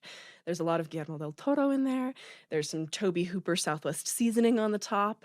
It's going to be the first New Mexican feature made with an all-female and non-binary creative team, and it is shooting this fall. That doesn't mean that there are going to be any breaks for you in the podcast. We're going to record around shooting, but it does mean that I need your help. To film this in the scrappy style of my horror heroes, we need at least $100K. And if you've been listening for a while, then you know that's a tiny budget for a feature. But the way we're going to get there is through your support. By the time you're hearing this, our crowdfunding campaign page at seedandspark.com/fund/radonsdaughters should be live. If not, I'll post an update as soon as it is. Seed and Spark makes it go live on their end. And if every person who hears this pledges $25, then we will hit our green light in less than a month. And there are all sorts of rewards for supporting. Like if you make that $25 pledge to the campaign and send me your social handle, I will send you back the title of the classic horror film that fits your vibe. There are plenty of other rewards beyond my eternal gratitude and the chance to see one of your host's own horror films come to life. So go check out the page, share it, support as much as you can. Again, it's seedandspark.com/fund/radonsdaughters to be a part of making my next horror film. And we're back. That one feels like especially appropriate for going into Dusk Till Dawn, since it's a vampire movie. Although, I'm going to start us actually with a little show and tell tidbit, which I brought in. I almost forgot that I had this in my bag. I found it during the break and was like, oh shit. So for those of you who are listening and not watching, I have the VHS original copy of Dusk Till Dawn here from our office.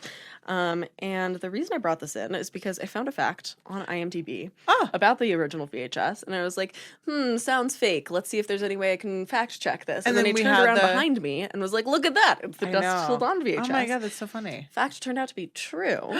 That's so cool. Yeah, it turns out in the original VHS release of this film, there were no mentions of this being a vampire movie.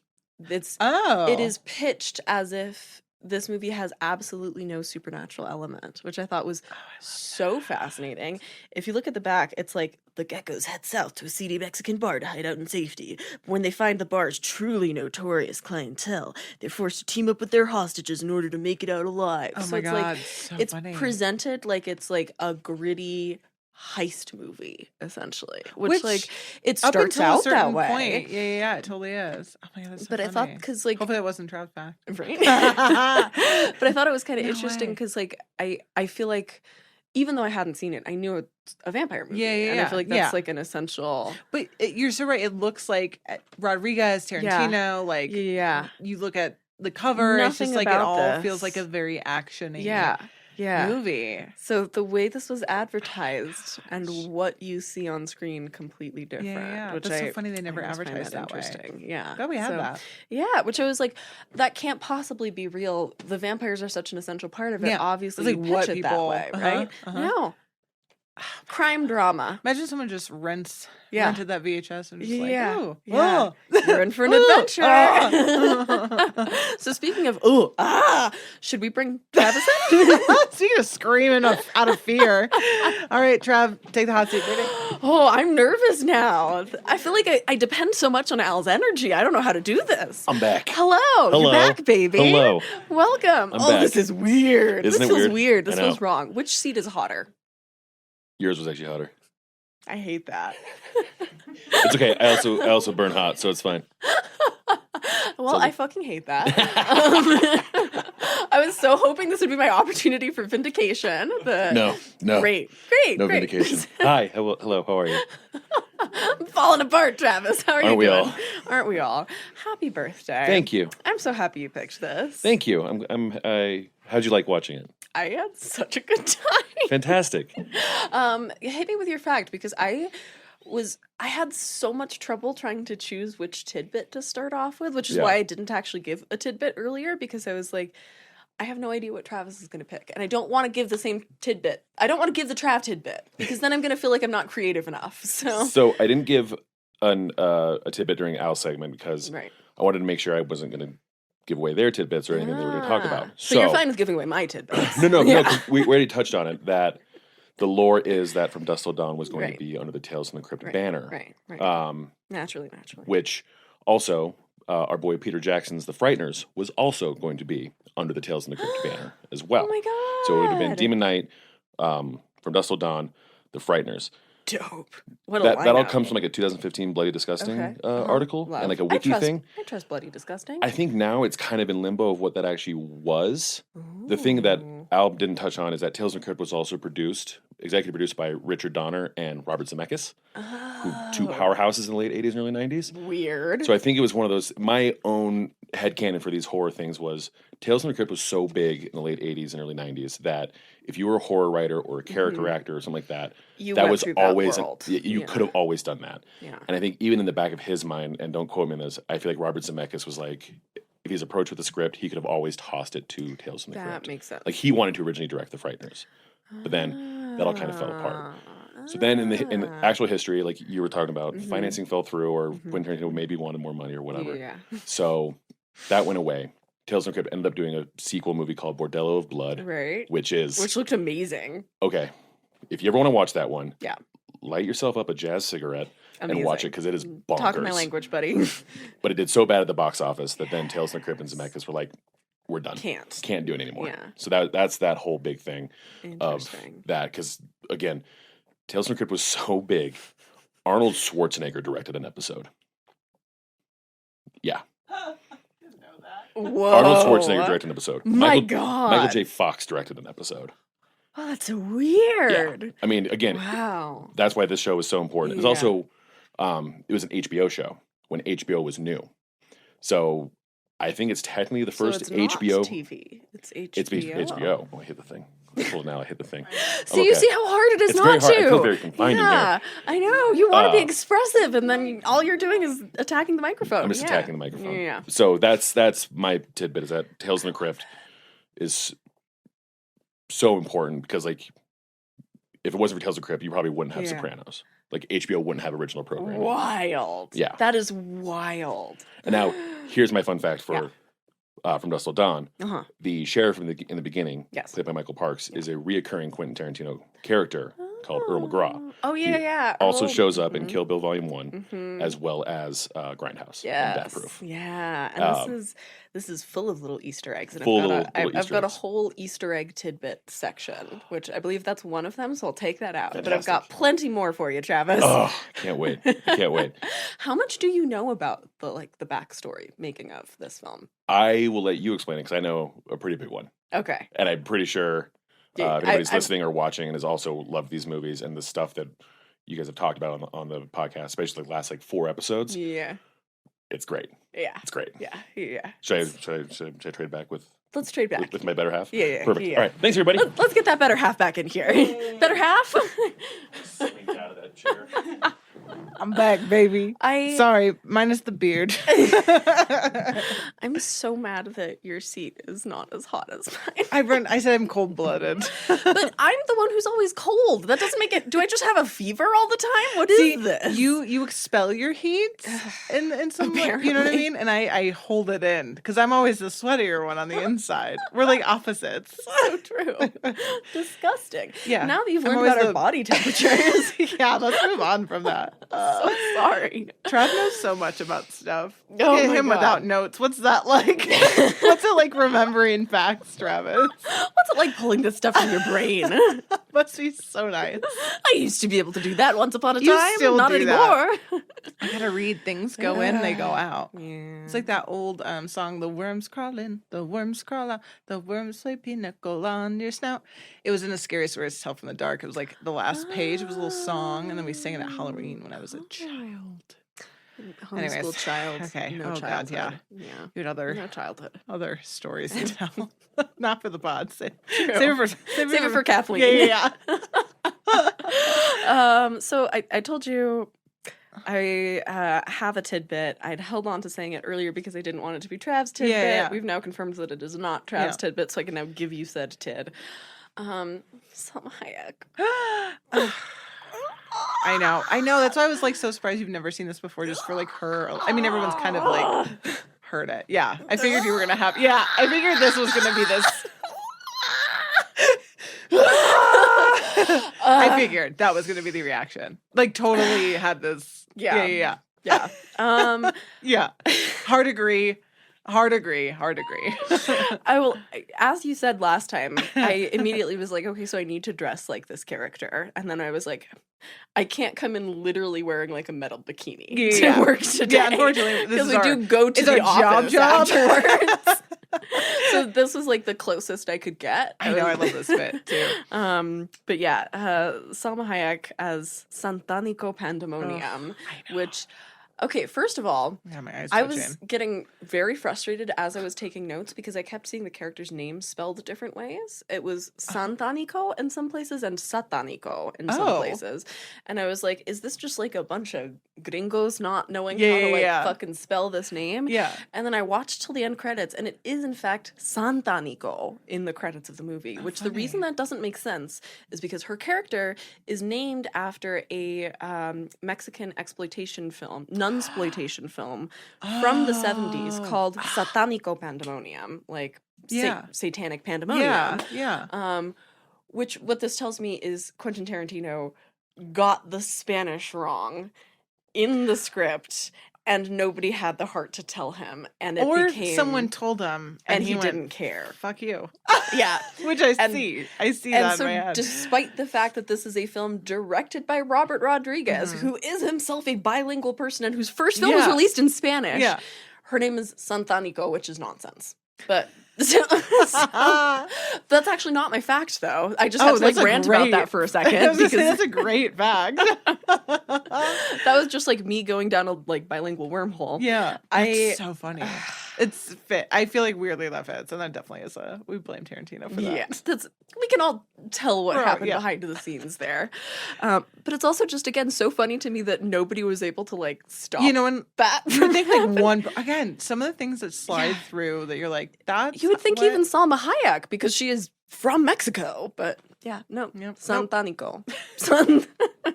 Which is also just doesn't translate into anything. Not that I know of, and also so like funny. A weird name choice because even if it was Satanico, that's still like a masculine word, and so like for it to be a female name, it should be like Satanica Pandemonium.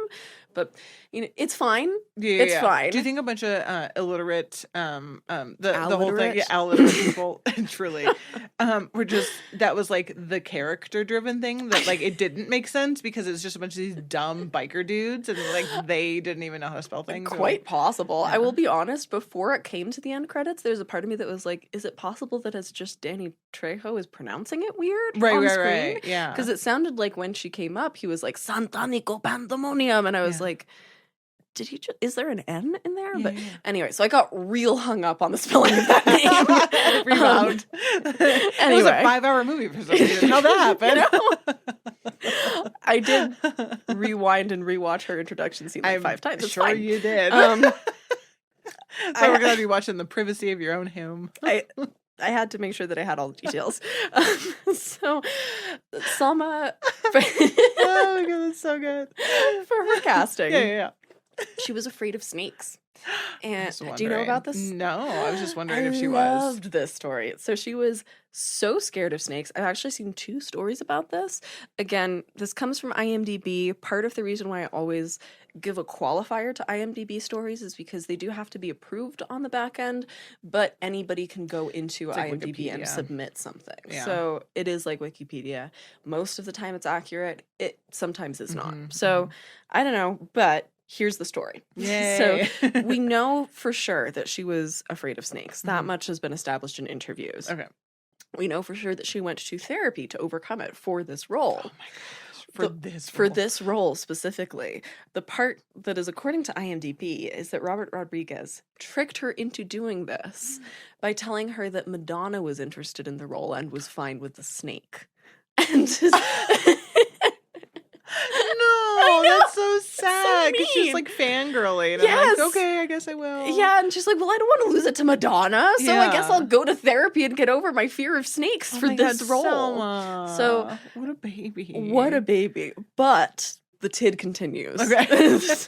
the tid goes on. The tid goes on. Okay, so obviously you can't choreograph a snake. Oh yeah, no, the tail kept going in her cooch. So Well, not in it, but like around it. Maybe in it. I don't know.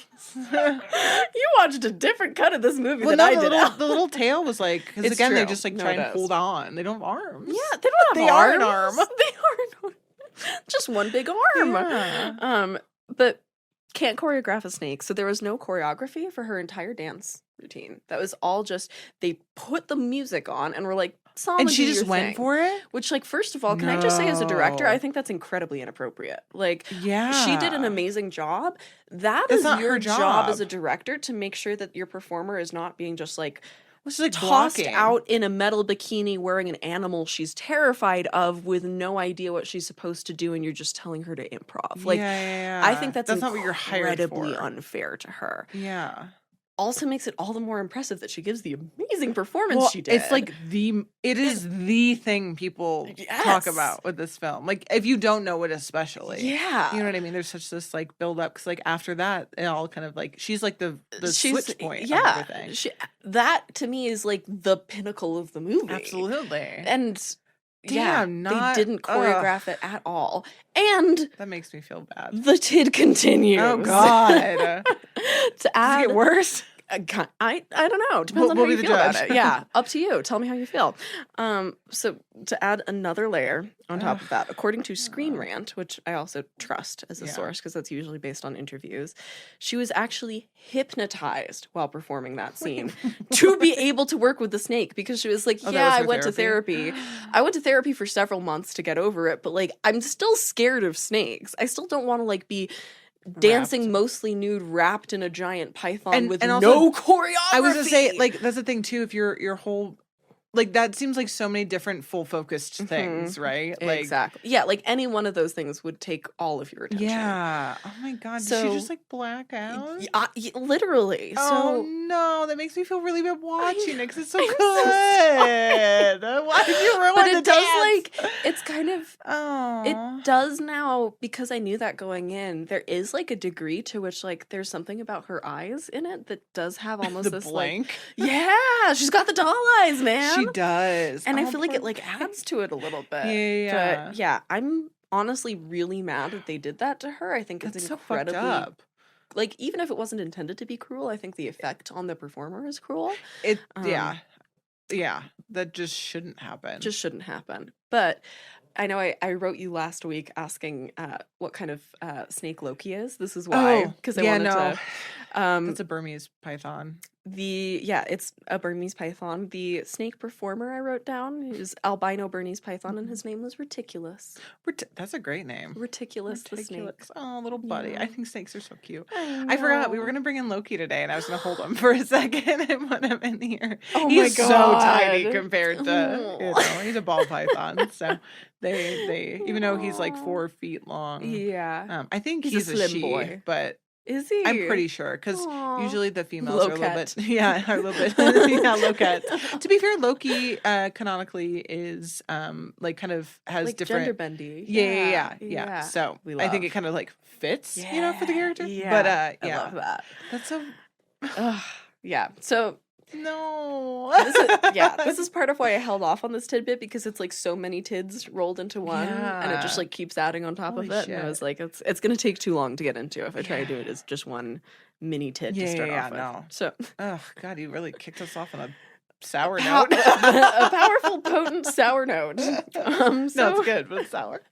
From Dusk Till Dawn, from 1996, directed by Robert Rodriguez, who, as we know, did The Faculty, as well as we noted on that episode, El Mariachi, Machete, Spy Kids, Adventures of Shark Boy and Lava Girl, and as we said, he's the Goosebumps of directors. Yeah. He also wrote Rebel Without a Crew, which I've been revisiting for obvious reasons, yeah. so I wanted to give a shout out to that, which also is applicable to some of what we're going to talk about when we get into the production facts behind this movie, because cool. I'm sure this is what Travis was hinting at a moment ago when he and I were talking off air about this film, that this was shot with a non-union crew. Which Whoa, there's so many things. I don't know any behind the scenes of this film. this film, I love this movie, and I can play it in my head over and over and over again. the stories behind this shoot Damn. are like nothing I've ever seen. Is this a big what not to do if you're doing a film? Yes. behind the scenes. Yeah. Figured. Yeah. And it is much like another famous What Not to Do if you're making a movie. It has a documentary made about the making of this film, much like Hearts of Darkness with Oh no. Yeah, there's let's see if I can find it. It might be a little ways down in here. What's I'll come to the name of the film somewhere in here, yeah. but there is a full length. Oh, yes, Travis. It's called Full Tilt Boogie. That's it. Full Tilt Boogie. Boogie. So there's a full length documentary called Full Tilt Boogie from I think I've heard of that. 1998 that's all about the making of this film, which gotta watch that. is there's I didn't have a chance to watch the whole thing. I watched Is some it clips good, from it. though? It looked good from what I saw. Yeah. They've got a lot of material to work with because this was a non-union production and yet shot for quite a big budget for a non-union production, which I'm going to have you guess in a second. Oh shit. This film got protested by IATSE. And yeah, Oh shit. the set almost got shut down, which is part of what the documentary is about. Oh shit. So yeah. Okay. Knowing that, Ah. what do you think this cost to make, Al? Fuck. Is it a Demon Knight situation where I'm trying to think now because they're around the same time. Mm-hmm. Yeah, But it's this 95 is- and 96. I don't know. It feels big because there's so many prosthetics. Is this like 15 mil? It's higher. 20? It's 19 mil. They shot for Oh, $19 million dollars with a non-union Oh, crew. no. Which, like, That's insane. why would you do that, buddy? Well, it doesn't seem like they had their. They Like, didn't good- have their shit together. Yeah, I was gonna say shit together, good intentions. Yeah. I don't know what it is. Yeah. They wanted to make a movie about Wow. Salma Hayek's feet, and they were like, we'll just get whatever know. fucking crew we can. I always ask when there's feet stuff. I was like, do you think? I know Quentin wrote it, but I was like, do you think that they put it in there? Oh, I forgot I was gonna ask you. Were you going to ask me about Just- feet? Yeah. Could I do a sideline question? Sideline for feet? Yes, this is so wildly inappropriate. Please. I asked Trav this. I turned to him and I was just in the middle of the movie. I was like, would you let Quentin Tarantino like suck a toe? See, you have to think about it. I would for the plot. For the plot. Right? Yeah. Plus, I feel like there's enough of a chance that he'd film it if I let Yeah. him suck a toe. And then people would like, I don't know. I would say go for it, buddy. I thought you might have this Oh, reaction. yeah, absolutely. No, What was Travis's answer? Would you let Quentin Absolutely Tarantino not. suck a toe? Warren, yes, no, toe? Yeah, yes, no to the toe. If the price is right. Oh, I do it for free for the plot. Oh, yeah, same, absolutely. Yeah. I I'd would pay. pay. Yeah. I'd pay for it to suck a toe. Quentin, call me up. We got many toes between the two of us, baby. Quite a deal offer. I'm so sorry. I had to ask. You had, again, At it's some Dusk point- Till Dawn. That's like the most famous thing about the movie. I know. The toe yeah. suck. Yeah, the drink off the... Yeah. It's Yeah. pretty great, to It's- be fair. But part of me was going like, My- I wonder... Oh, My no. note during that scene was just, this is what cinema's for. Truly. You gotta have it. But you know what my concern with that Mhm. is knowing it's his kink and then being able to experience that on film. Is that wildly inappropriate for the actors? Oh, yeah, absolutely. Yeah, I feel like that's like a Absolutely it is. morally, Yeah. like you crossed the No, line. I think thing. he absolutely does cross the line. I And wonder think if that's especially- also his kink. Is like I think so. also, I think crossing a line is his kink, which is part of the Yeah. reason why I hate him. yeah, Like, yeah, not a great person. I get there. the feeling, and this is actually one of the notes that I made from my watch, because again, I hadn't feel like he watched knows this. he's not a great person. He like owns it, which is kind of like baddie energy. I guess, but like the fact that he wrote for himself a character who is not only like obviously both of the Gecko brothers are like Yeah, bad guys, Yeah. quote unquote, but Well, like that he wrote himself as this character who's like a raging rapist and like sexual predator and just like been in jail for that. Like that's an interesting choice to make for yourself. Do you think this was? I think him in this role though is so fucking. Maybe that's why. Oh no, is so perfect though. I It's love so- this character. I love the way I think the this is- glasses, the thing. I said put him in Book of Mormon now. I have to say this is the closest to feeling like I bought a Quentin Tarantino performance that I've ever gotten. yeah, I Yeah. think this is his best performance is for his best sure. performance. It's the way he played that character is so good. Yeah, I don't know. And And the also, character it feels itself. so written like it's just him, which is terrifying. Oh, no. That's disgusting. Yeah, sorry, I don't want you to like sideline. No, with no, the no. This is toe great. sucking and all the. It had to happen. The toe sucking sidelined me. Let's Yeah. be honest. Good to know your feelings. Good to know where you land on that. You know, glad we're on the same page. Strong stance. You know where my feet Find are. the Screams content. Behind our Patreon paywall. Everyone's like, I'll pay you not to put that out. If we can get Quentin Tarantino to let me pay us, put that behind the paywall. You guys are GoFundMe's in the bio.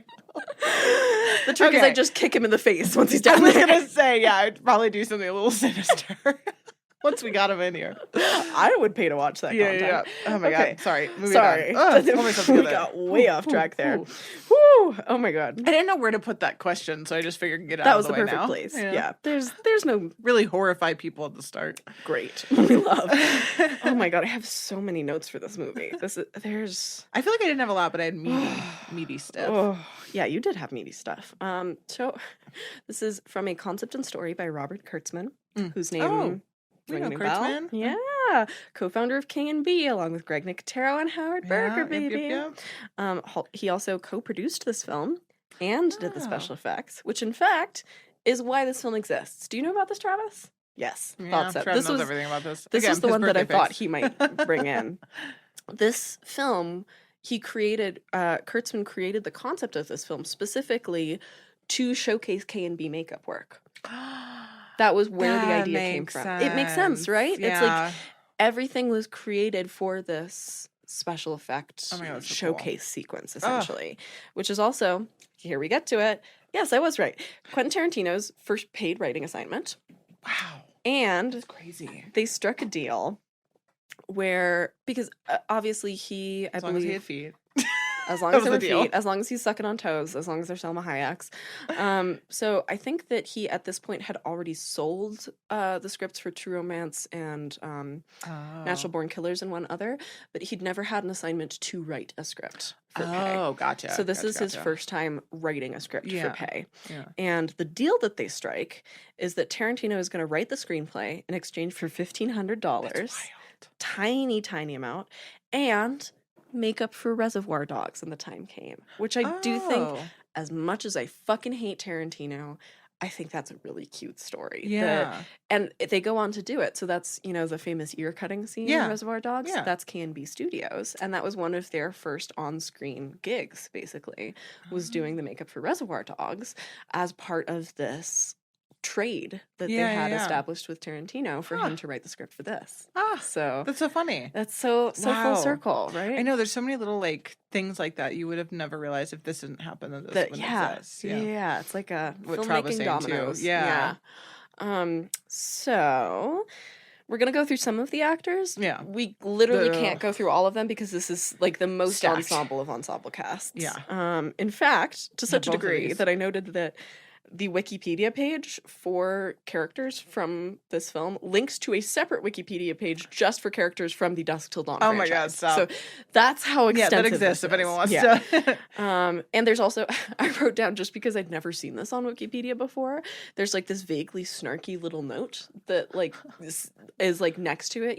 If you like hover over like a link in Wikipedia, a note will pop up. This one, a note popped up that just said, there are many characters in the From Dusk Till Dawn franchise. And I was like, Okay. okay then, Wikipedia who got upset noted. about My that? God. Our work here is done. Truly. Someone's like, So I somebody can't. felt salty. So let's go through a couple of them. We have Harvey Keitel as Jacob Fuller. He's also in Taxi Driver, Pulp Fiction, Reservoir Dogs, Bad Lieutenant, which I love, and of course the piano, which as Al taught us last episode, features a sentient Sentient piano piano. that comes to life and attacks people. My brain, that's really how it lives. You're not allowed to look at the comments on that TikTok. I know, I have been avoiding. Good, I've been because avoiding the people are comments. spoiling it, and I it's think I driving saw me a crazy. comment pop up that said like, Al, don't look at these. Or like, that was you me. said shh. Yeah. You said shh, everybody. Al looks at the comments. I've not seen it. It has not been spoiled yet. Don't But I tell feel like I can't them. even watch it because now it's not going to be. It's not going to be what I nearly want as it to fun be. as you expected. Yeah, it's not going to be It's a Tusk. very it's not gonna sad be a movie. Tusk. It's Tusk not. is also a very sad movie. It's not a Tusk situation. Or it is, but in a very different sense. I've also not seen Tusk, to be fair, so I don't know what I'm talking about. But You do. Also has George Clooney as Seth Gecko, which I wrote as an undeniably Tarantino-y name that makes me angry for no good reason. I think this whole thing is going to make you angry for no good reason. No good and good reasons. And good reasons. Clooney, of course, also goes on to work with Rodriguez on the Spy Kids films. Once Rodriguez has proven himself capable of that franchise's budget, because as we know, that's what he was working his way up to. So it's just we have to keep going back to that. Yeah, fact. it's gonna live in my brain for forever that he wanted to do those so bad he was willing to do other work. Yeah, he was doing all of this shit to get I'll do to the Spy faculty. Kids. Yeah. This was his little ladder. That was he the climbs. passion project. So cute. At this time, though, Clooney was best known for ER, which Tarantino found hilarious because he was like, we cast the guy from ER as the guy who sends people to the ER. Stop. He can break them down and fix them up. Yep. It's a self-sustaining economy. We also, of course, have Tarantino himself as Richie Gecko. He was nominated for both a Razzie and a Stinkers Bad Movie Award for Worst Supporting Actor. Stinkers? I hadn't even heard of that. The Razzies. Right? Everyone knows the Razzie. The Stinkers. He was nominated for a Stinker. He was a little stinker. That Tarantino's a little stinker. Stinker. Didn't win, though. He was too big of a stinker. Yeah. Or too small of a stinker? Who knows? And I wrote down, do we think it's better or worse than My Best Friend's Birthday? Which that's Quentin Tarantino's unfinished college movie project that you can watch like 40 minutes of it on YouTube. I'm not like a big Tarantino fan. I gotta say, I just watched Kill Bill like 2.5 years ago, 3 years ago. For the first time? For the first time, which I did love. Yeah. I want to watch, I don't think I watched the second one yet. I do want to watch, but I'm just not a fan. I've never seen Reservoir Dogs. I tried, couldn't. It's just not usually like my thing. He's not for us. Yeah, I don't think he's for us, but this is for me. Yeah. But, someone else is directing it, so maybe that's the difference. I have a lot of thoughts on that, and where the Rodriguez comes in and how it's helpful. Where the Tarantino ends, the Rodriguez begins. Exactly. Juliette Lewis is Kate Fuller, who was a very early childhood crush of mine. Unfortunately, though, for Mixed Nuts, which, bad movie. Total gay awakening moment for me, and I don't know why. No, she did it for me. It was like college time. I think it was Natural Born Killers. Oh my god, yeah. I mean, her as Mallory Knox. Mickey and Mallory, man. I know never wanted like to be horrible. a couple's unicorn so badly. I know. I Woody Harrelson. Oh my god. Which he has a podcast with Ted Danson. Oh wait, no, not Woody Harrelson. Woody Harrelson. I think so. With Ted Danson. It's not good. But Woody Harrelson kind of just like pops in when he feels like it, and poor Ted Danson just kind of like handles it, even though it's supposed to be the two of them. In very Woody Harrelson fashion, I feel like he just shows up when he wants to. But anyways, so funny. I don't want to get too far away. Oh my God. But Juliette Lewis, also she used to play gigs all the time in Chicago too. Yeah, she was a band. She's like one of those people where like she is my icon. I think she's always been like that it girl for me, and like she just like she has it. I feel like she also, even though I've never been able to pinpoint quite why, I feel like a lot of us queer femmes have a thing for Juliette Lewis. Like I feel like she's one of those actors who, even though she, as far as I know, has not come out as queer herself, has like a big queer fan base. Yeah. You know? Yeah. Like she's a queer icon. Yeah, I don't know why. But she just, a lot of us do really flock to her. Fucking love Juliette Lewis, man. What can I say? She's got Gays something. for Juliette. Honestly, Rise up. Truly. That's a shirt. Gays for Juliette Lewis. Oh my god. That of course, exists. She's also in Cape Fear, What's Eating Gilbert Grape, so good in Yellow that. Jackets, which I need to watch, and Natural Born Killers, which is by far the Quentin Tarantino adjacent project that I love the most dearly. I really love Natural Born Killers. Also shot largely in New Mexico. It's shot. Yeah, fun little fact. And of course we have Selma. Santanico. Yeah. Also in Frida, Desperado, Eternals, Spy Kids 3. She's in Spy Kids too? Damn. I gotta watch Spy Kids. You're gonna love it, dude. I feel like I will. I think really gonna be up your alley, genuinely.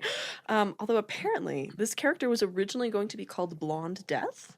I'm so glad that we got in Spanish this or in English? In English. Ooh. It was going to be a blonde character called Blonde Death, and I'm Cameron like, Diaz was thank also God. supposed to play that role.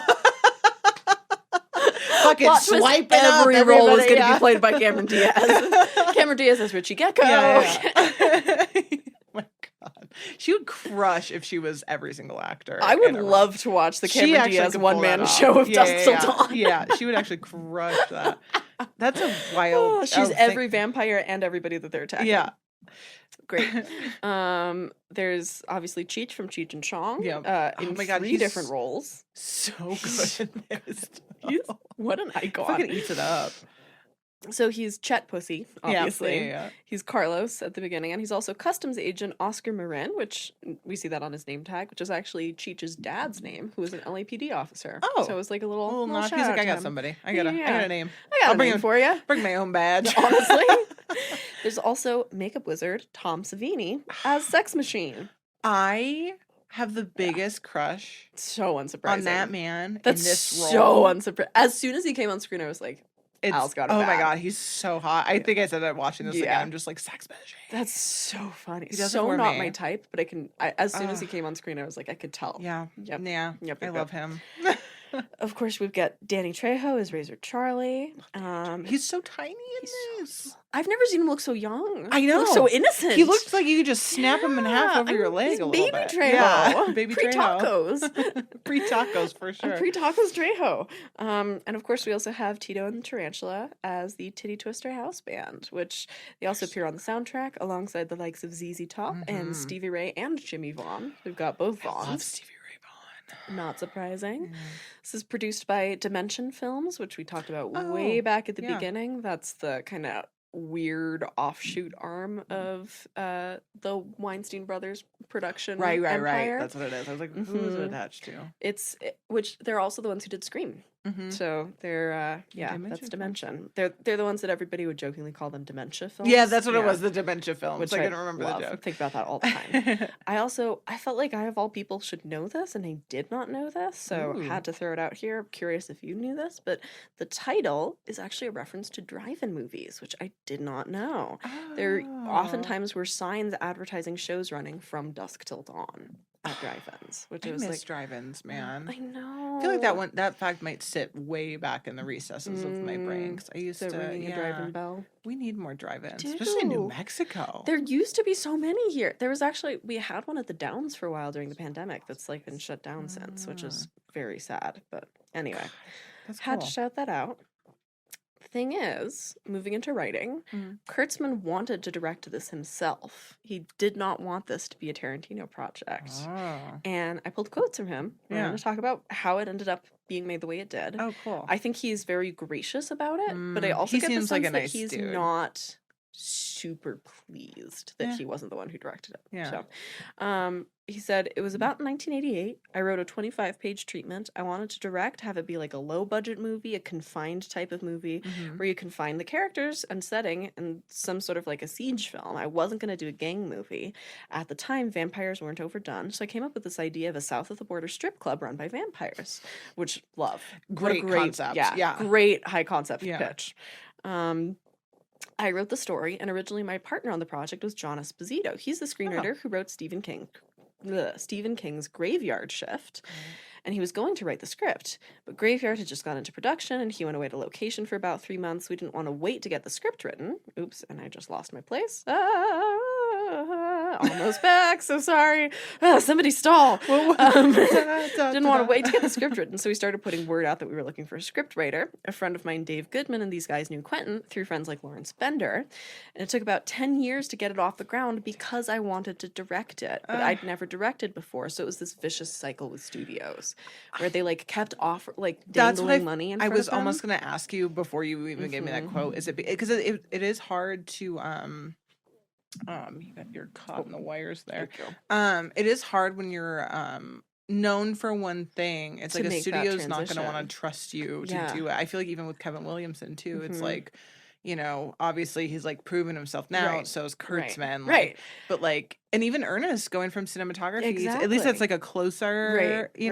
At least in people's heads. Yeah, somehow. in people's heads. But it's just like, it's such a bummer sometimes because it's like, this person knows the craft so well, even from this Obviously. point of view, and Yeah. potentially better than someone you're going to bring on. Exactly. Yeah. Well, I mean, like, again, just seeing the way he pitches that story, the fact that he put 10 years of work into this, the fact the whole idea was conceived to create this showcase for his makeup effects. I'm Yeah. like, That I want to too, see on the top of version it, that he yeah. directed. Like, I would love to see what What he that would have version would have looked done. like. And it also just makes me mad because it's like he originally was pitching it as like a $1 to $2 million project. Oh, wow. And he Oh, couldn't wow. get anybody to sign on for $1 to $2 million because But they're yet like, we don't 19. trust you. And they're like, Quentin Tarantino, who at this point had directed like 2 movies, Yeah. we can trust him with $19 million and a non-union crew, which is obviously going to get production almost shut down. Yeah. That we're fine with putting money behind. And Do you feel like, though, Tarantino is such a he's such a Hollywood golden person? boy You know what that I I mean? feel Like, like- there is like an energy to Hollywood. Like, if you're in it, it's like there are some people that just have they say the right thing for the They're not studio worried about the heads. passion. They just know how to. They know Yeah. how to talk it. They know how Yeah. to. It's really walking the walk, talking the It talk, and it is. sounds so like fake, but it's like it really does work that way. And I think, Yeah. unfortunately, Tarantino just has the thing. I'm not saying that's a good thing, but I'm just But saying it's he true. does, and it It's speaks true. to the He's good at speaking the higher studio ups. head language. Yeah. where it's like I feel like art department just always gets shit on. Yep. Special effects always gets shit shit on, on. and it never gets appreciated. So like I feel like almost below if PA they're like down with PAs, Yes, which yeah. I feel like if you don't have PAs, the whole production doesn't even Absolutely. fucking run. PAs So are like the really lifeblood of set. Yeah. but you know they get put down there, so I'm not Mhm. surprised. Yeah. And like we all know Kurtzman now, and stuff, Exactly. but still. Genius. So What a wildly different film that would be, though, Right? Because it's such Tarantino tone. Mhm. Even being Robert Mhm. Rodriguez, Yeah, the it's cadence still- of it is Tarantino. Absolutely. And so it's like it's so hard to even picture what that would have looked like, but I wish we could have seen it. Yeah, So yeah. anyway, went through this vicious cycle of studios. Robert Rodriguez became interested and he was hot off Desperado, so it just made sense. I could have sat around and dreamed about making the movie, or I could let Robert direct it and myself still be involved in the effects and producing and get a writing credit. It worked out, which I felt like, again, Rodriguez really appreciates special effects too, so I feel Exactly. like that was a good pairing. I don't know if Agreed. it would have been like if Robert Rodriguez wouldn't have been a part of it. yeah, if it if had just Quentin been would have him and honored- Quentin Tarantino, I don't think we would have gotten what we got.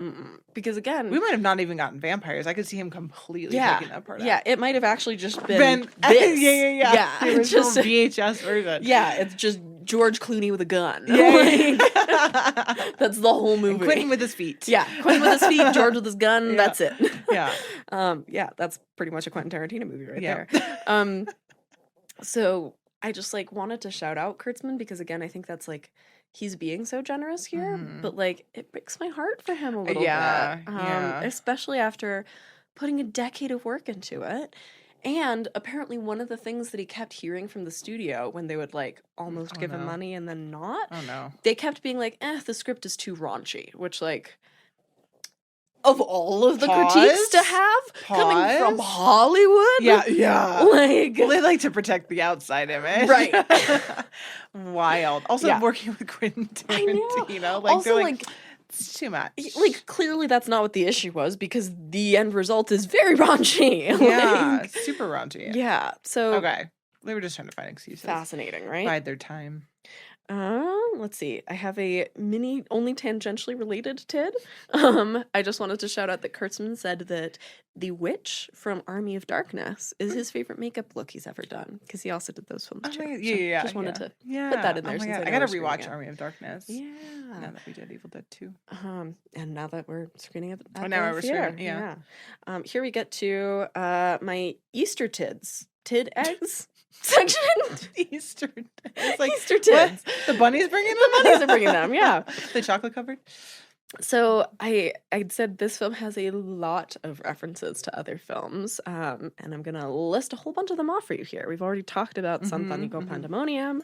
However, there's also a 1958 novel called The Getaway, which is where the El Rey hideout comes from. It's pulled directly from that. Earl McGraw, as we talked about, reappears as a character. The codpiece gun comes from Desperado. The Chango beer, which is named after a Santeria deity, which I wanted to shout out, is also recurring beer in the Rodriguez Tarantino world. I love that. The Kahuna burgers are from Pulp Fiction. The All Right Ramblers, Let's Get yeah. Rambling is a line from Reservoir Dogs. The Vampire Killing Whip is a Holy shit. Castlevania reference. The Precinct Jesus. 13 shirt is a Carpenter shout out. And the Fuller family are named after pulp icon Sam Fuller, Holy the shit. director. That's So, so many a lot of things. different Easter tids there for you. Yeah. Other potential actors considered for for the Clooney part included, Do I love this want to shit. take a guess? No, I have no idea. Antonio Banderas, which I think that would have been great. I could have pictured that. Especially at this time, too. Hot off Desperado, too. They just worked It's like together. Peak Antonio Banderas. Oh my God, he's so hot. That would have been great. Would have been great. Would have made it a little bit harder to cast Quentin Tarantino as his brother, but, you know. Yeah. They would have made it work. They would have done it anyway, whether it would have worked. Yeah. But Steve Buscemi, Michael Madsen, Tim Roth, John Travolta, which is hilarious, Christopher Walken, Jeff Goldblum, James Woods, and Robert De Niro. Oh my God. All pretty great picks. Great ideas. Wow, right? I could see like each of them in there as their own thing because all of those actors are also so good at being like character actors. I feel like they could have molded that it. flip. Yeah. And Jeff Goldblum. all of them were interested except for Travolta. The rest of them all turned it down because of schedule conflicts. Travolta turned it down because he wasn't interested in a vampire movie. Which, dude, your career wasn't doing well enough to be. You know? Was he in Scientology at that point too? Probably. They were telling him weird things. Who knows? I have feelings on Scientology. Scientology has feelings on me. I think I'm in a black book. All of us. No, I think I'm in a black book. I can't be speaking about it. They're gonna come after me again. I love that. Oh my God. I wish I was kidding. I'm not. Story for off the air. Yeah, that's between two queers. Yeah, there you go. Need a little more alcohol in this for that. Truly. So, again, if you're interested in learning more about the IATSE protests, check out Full Tilt Boogie from 1997, directed by Sarah Kelly. I guess just like a little bit of backstory here because I feel like... Yeah, I know nothing about this. Well, and I also feel like this is like one of those areas where... I feel like America as a whole does not do a good job of educating us about unions and how they work. Right? No. For company their benefit. reasons. Yeah. Not for our benefit. And B, I feel like the film industry is such a like inside baseball thing to begin with that I feel like there's so little understanding. Like even I, as somebody who works in film but is not a non-union film worker, am only just starting to learn about some of the rules and regs around the different unions. So there are a whole bunch of different unions that work on your typical film set. There's SAG-AFTRA, which represents the actors. There's the AMPTP, which represents the producers. They're the ones that everybody was really mad at last year because they were the ones who were trying to fuck up the actors' deals. There's the Teamsters Union, which are the people who do transport. There's DGA, which is Directors Guild of America. They also, assistant directors go in there. The UPM goes in there, which is the unit production manager. And then there is, let's see, am I missing guilds? Local shaking his head, yes. Local 600 is our local cinematographer union, which is separate from IATSE, which is the other below the line crew unit. What is below the line? Below the line is basically everybody who's not lead actors, producer, director. Like the highest paid jobs in the budget. Below that line on the budget is everybody else. So that's your cinematographer, your costume designer, your gaffer, your grip, your best boy, your all of that. Everything except cinematographer that I just mentioned falls under IATSE. So they represent everything from the costumers to the people building the sets to the gaffers and everybody on the G&E team, grip and electric. So IATSE covers the largest swath of the crew.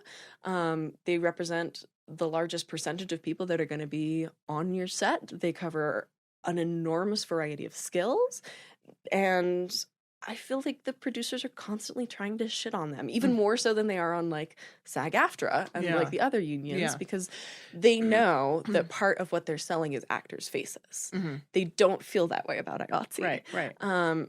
Which means IATSE has a really important job protecting the wages and particularly the safety of the crew, which is a lot of the reason why unions like IATSE exist, is to make sure that set disasters don't happen. Like House of Wax when it went up in flames. Exactly. Which happened on this shoot. This went up in flames too? Oh, we're going to talk about it. Yeah. Yeah, I'm so curious, like what went on to where this became like a... Well, because shockingly, when you work with a non-union crew, shit goes wrong. So all of this is just to say, as much as I love, like, I am an indie filmmaker, my own film that I'm working on right now is a non-IATSE project. That is just because I don't have enough of a budget to pay the full IATSE rates. Yep. If I had it, I would be paying it. And that's usually kind of where you hit that is around $1 million, $1.5 million is where it's like, at that point, it has to be a union project, pretty much. So the fact that this was 19 million. Yeah. It's and wild. two at this point, very well-known directors. Well, I was going to say at this point, like, there's a lot of people that are established. Yeah. And having very successful films being on six. And it seemed like the majority of the higher ups, so above the line people had that. Yeah. Come on. Yeah. And so what does this tell me? It leaves me with this icky feeling that, like, safety was not a huge priority on this set. Because again, it's not that they weren't willing to spend money. Because let's talk about some of the things that they spent money on. Oh my God, no.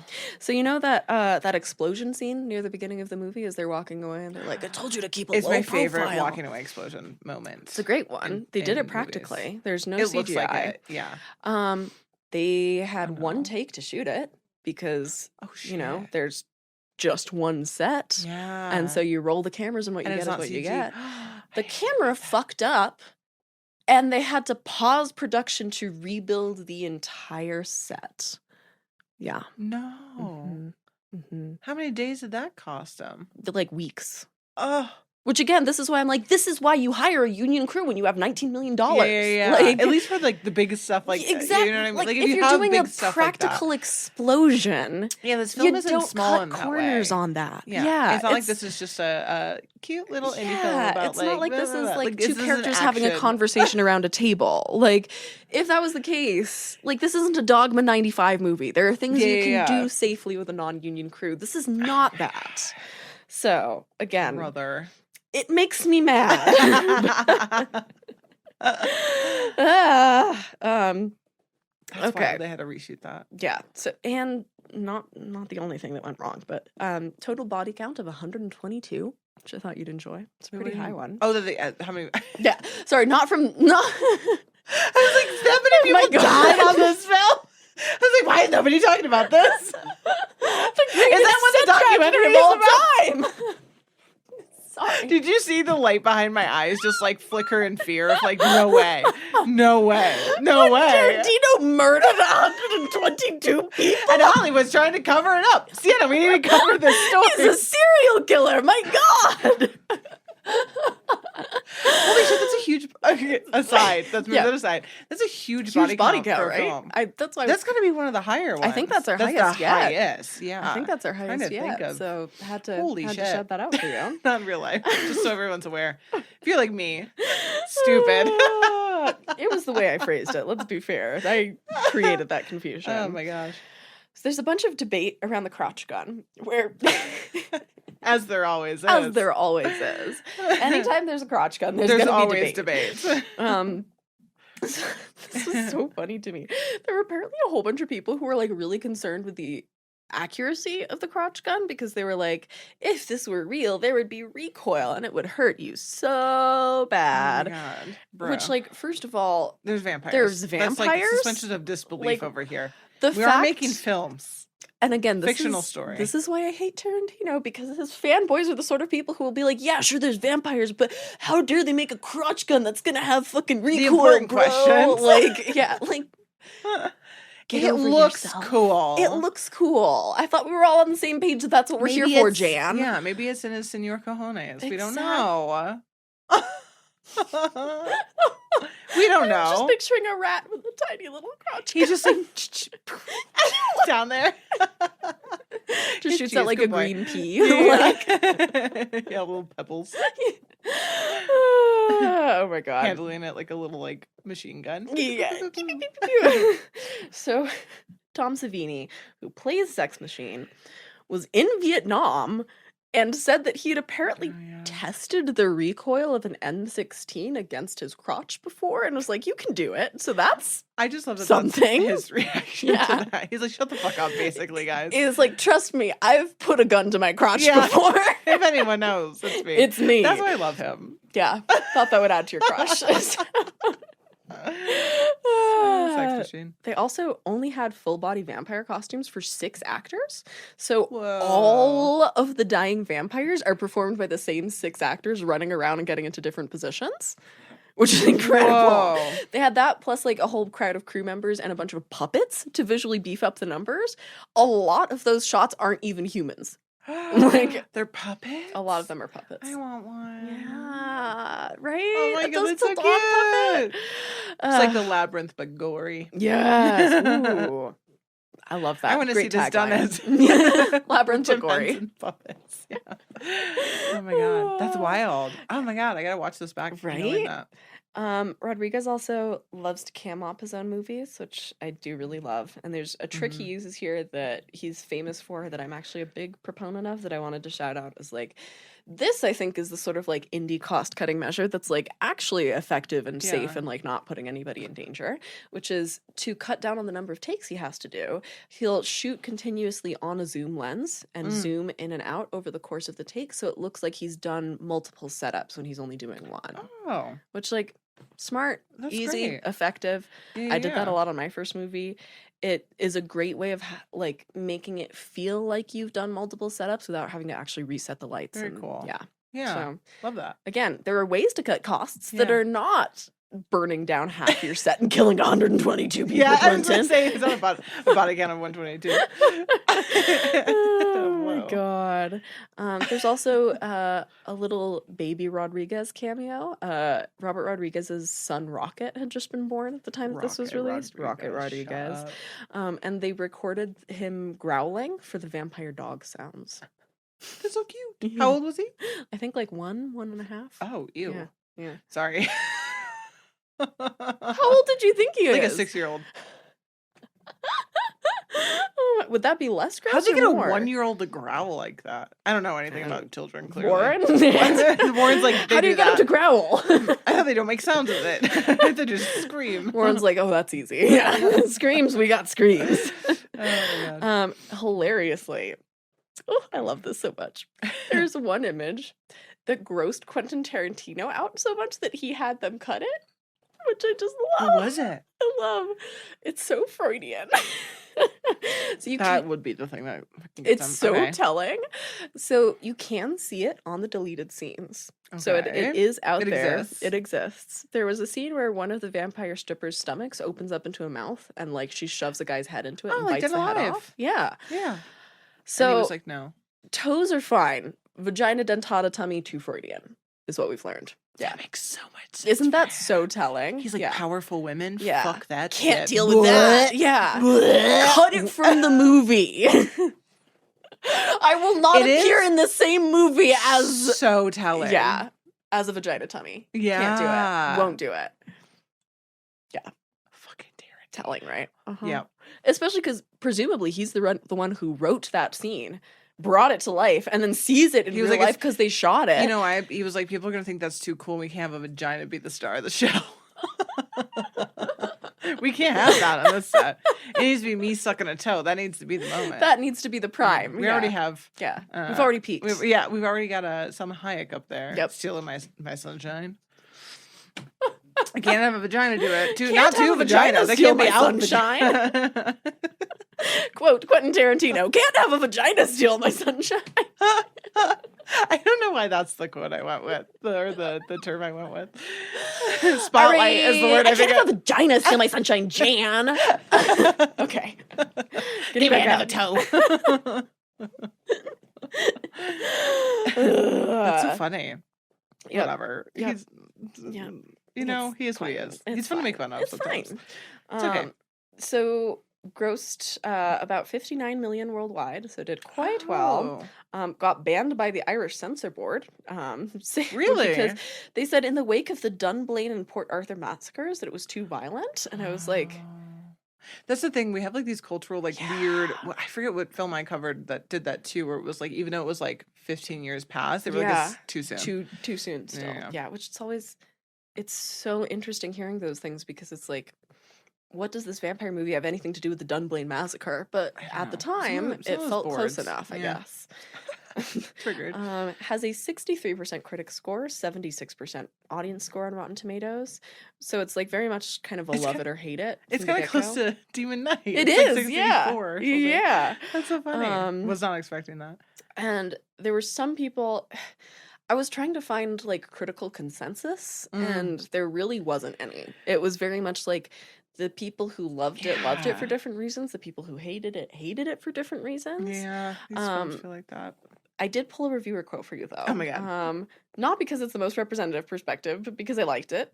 Mark Savlov in the Austin Chronicle wrote, "Fans of Merchant Ivory would do well to steer clear of Rodriguez's newest opus, but both action and horror film fans have cause for celebration after what seems like a particularly long splatter drought." So, free cheers to the end of the splatter drought. Yeah. Snaps. The splatter drought. The splatter drought, which... I like it. That's a good review. Like, you may not like this if you like this, but if you like this, you'll like this. Exactly. That's what Here all are the reviews people should that this be. will work for. Yeah. Yeah. That's a very, not for you. Made Very, for me very thing. fair. Yeah. Hilariously. So there's a censored TV version of this film. Okay. You know, to be able to show it on cable. One of the things that they do in that, because obviously, usually when you have like a TV cut of a movie, it's mostly just like, you know, bleeping out swear words, stuff like that. They had a problem with this one. They had a problem with this one. They had to go in and digitally change the logo on the titty twister sign because they were like, that's Would too they do offensive. little tornadoes? Do you want to know what they changed it to? Lollipops. They made it say kitty twister, which I think honestly sounds way filthier. Yeah. The kitty that twister? also doesn't work on levels. Or The does work. Kitty twister? No. I'd rather have the titty twister Yes, than the kitty me twister. too. Yeah. One of them sounds really painful. The kitty twister, that's deeply disturbing. What, did they put little cats on her? We may never know. Oh my god. Someone needs to send us that. I need to look this up. I'm sure. I want to get a shirt that has the kitty twister on Kitty it. twister. Wouldn't that be so good? And they've just like covered each of her tits with like a cat. Yeah, head. like a little meow. Meow. Yeah. Yeah, perfect. I don't know why we both meowed at that, but yeah. Good. It says that meow over. Yeah. I know we're running out of time, so I'll just this again. I felt like the best I could do by this Travis birthday ex-TRAV-aganza would for Film Theory Rant Corner would be to bring in like a dumb thought that occurred to me and not like an actually articulate piece of film theory. I felt like that was the best birthday present I could give. So welcome to my dumb thought film theory rant corner. It's so short, it makes no sense. Okay, love it. Love it even more. I had a weird mental connection that I made last night that I want to run by you and see if this feels like it's anything. It's probably nothing, but we'll see. We'll see how it lands. So, you know, we were talking like a second ago about how it feels like the scene with Salma Hayek is kind of like the pinnacle of the movie, right? It feels like that's kind of like that first scene in the titty twister feels to me like what the whole movie is building towards. And there's like the performance aspect and then everything kind of goes to shit. Yeah. And watching it and knowing that the whole movie was written to showcase the special effects makeup and then watching that scene, I was like, this is making me think so much of the ballroom scenes in Paris is Burning. Like, yep, me too. Definitely like know that film from front to back. Early drag culture. Okay. Like it. I know the name, but I have no context of what that film is. So it's nobody at me. Like queer like ballroom drag scene in New York in like the late 80s, early 90s. And like a lot of it would be like queens would get together in like these empty spaces. Yeah. And do like competitions. Yeah. And it would be like one queen would come drag out. ballroom. Got it. Exactly. Okay, I know the scene of drag ballroom. Got it. Exactly. So ballroom culture. That makes sense. Okay. Watching this, I was like, there is so much parallel between drag ballroom culture and this like SFX moment where it's like that scene felt to me like a drag ballroom performance where it's like you get each like creature coming out, forward. like Having doing their this little- moment, their yeah. performance, Oh my God, their that's such moment a in the wild spotlight. parallel, but I love that. But it kind of feels like You're it, not right? wrong. On paper, if you lay those things over one another, it does the Yeah. exact that. But that's what's so fun too. It's like once you get to that moment, it's almost like welcome to hell. We're here, and the Exactly. floodgates have opened. Yeah. And then And so that it just Yeah. it felt to me like that. each gets their moment. Yeah, because that's like the Yeah. best part. Is like everyone has like a favorite vampire. It's Exactly. like that's my favorite moment. Mine's Yeah. the Savini one, And so, obviously. of course, Sex Machine. Yeah. But yeah, it felt to me less like a horror movie And than more like a That's such a drag fun way ballroom to show. pose Like a that. horror drag Yeah, show. yeah. You know? So I don't know.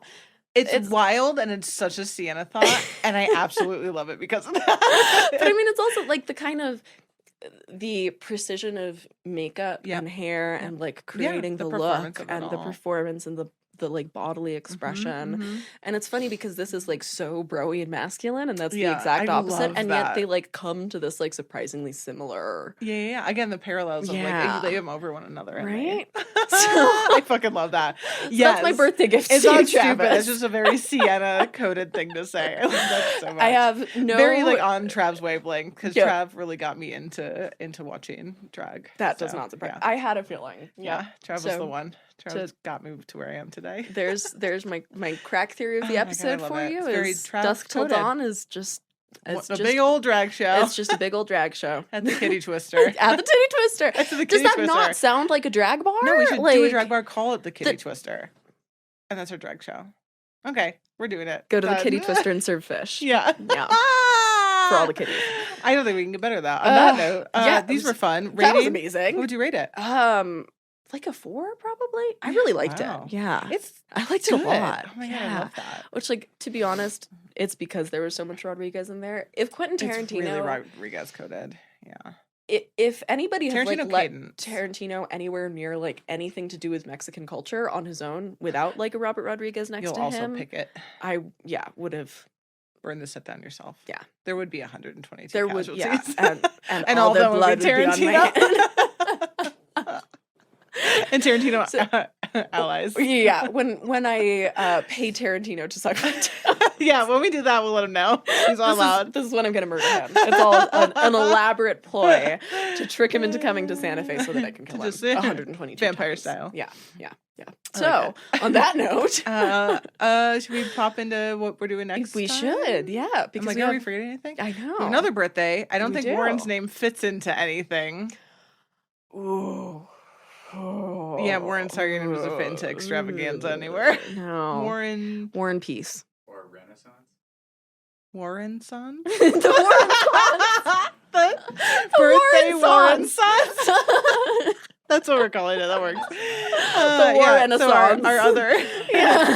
So Warren's our other birthday. So next week. Again, we kind of I think with what you all liked, and I think we all like horror in this room. But we're doing something we haven't done before, which I'm very Yeah. excited about.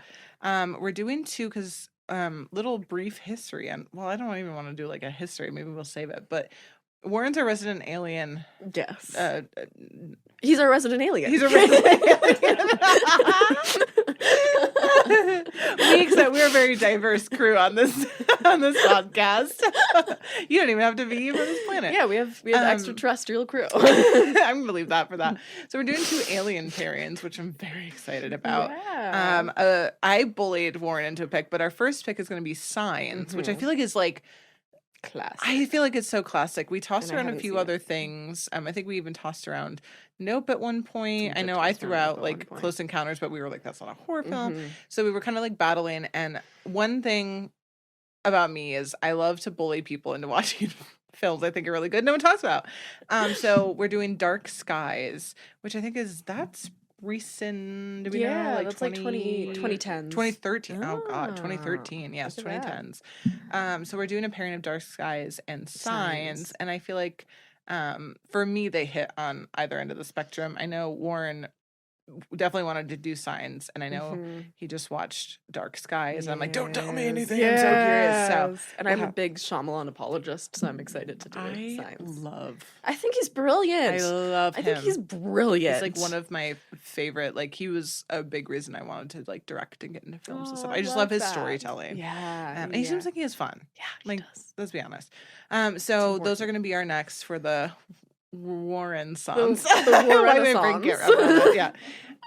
So very excited for those. Yeah, we'll figure it out. Although again, Langford is not any easier to come up with. Let the right war in. No, let the white Warren. Warren. We're having too much fun today, guys. Let the white Warren. Birthday extravaganza. That's genius. That's so good. That's so. That'll be your birthday what happens next when year. you hang out with us for too long. I feel true. like. So we're doing that.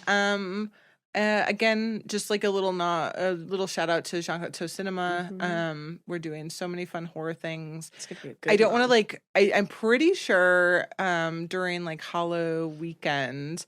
I hope you'll be there for it. We'll see. But me and Trav, we're teasing the idea of doing like a horror trivia, horror film trivia, like drag brunch thing, like after our Halloween, little night. So we're gonna again follow us on Jean Cocteau Cinema on socials and stuff. Obviously, Splice Splatter Pod. Follow us on social media there too, because we'll cross promote stuff. Indeed. And then we're doing a bunch of stuff at the cinema.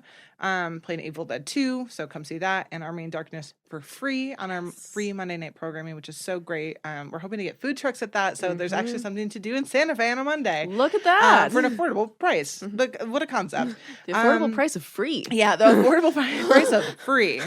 Although please support us and buy a cocktail.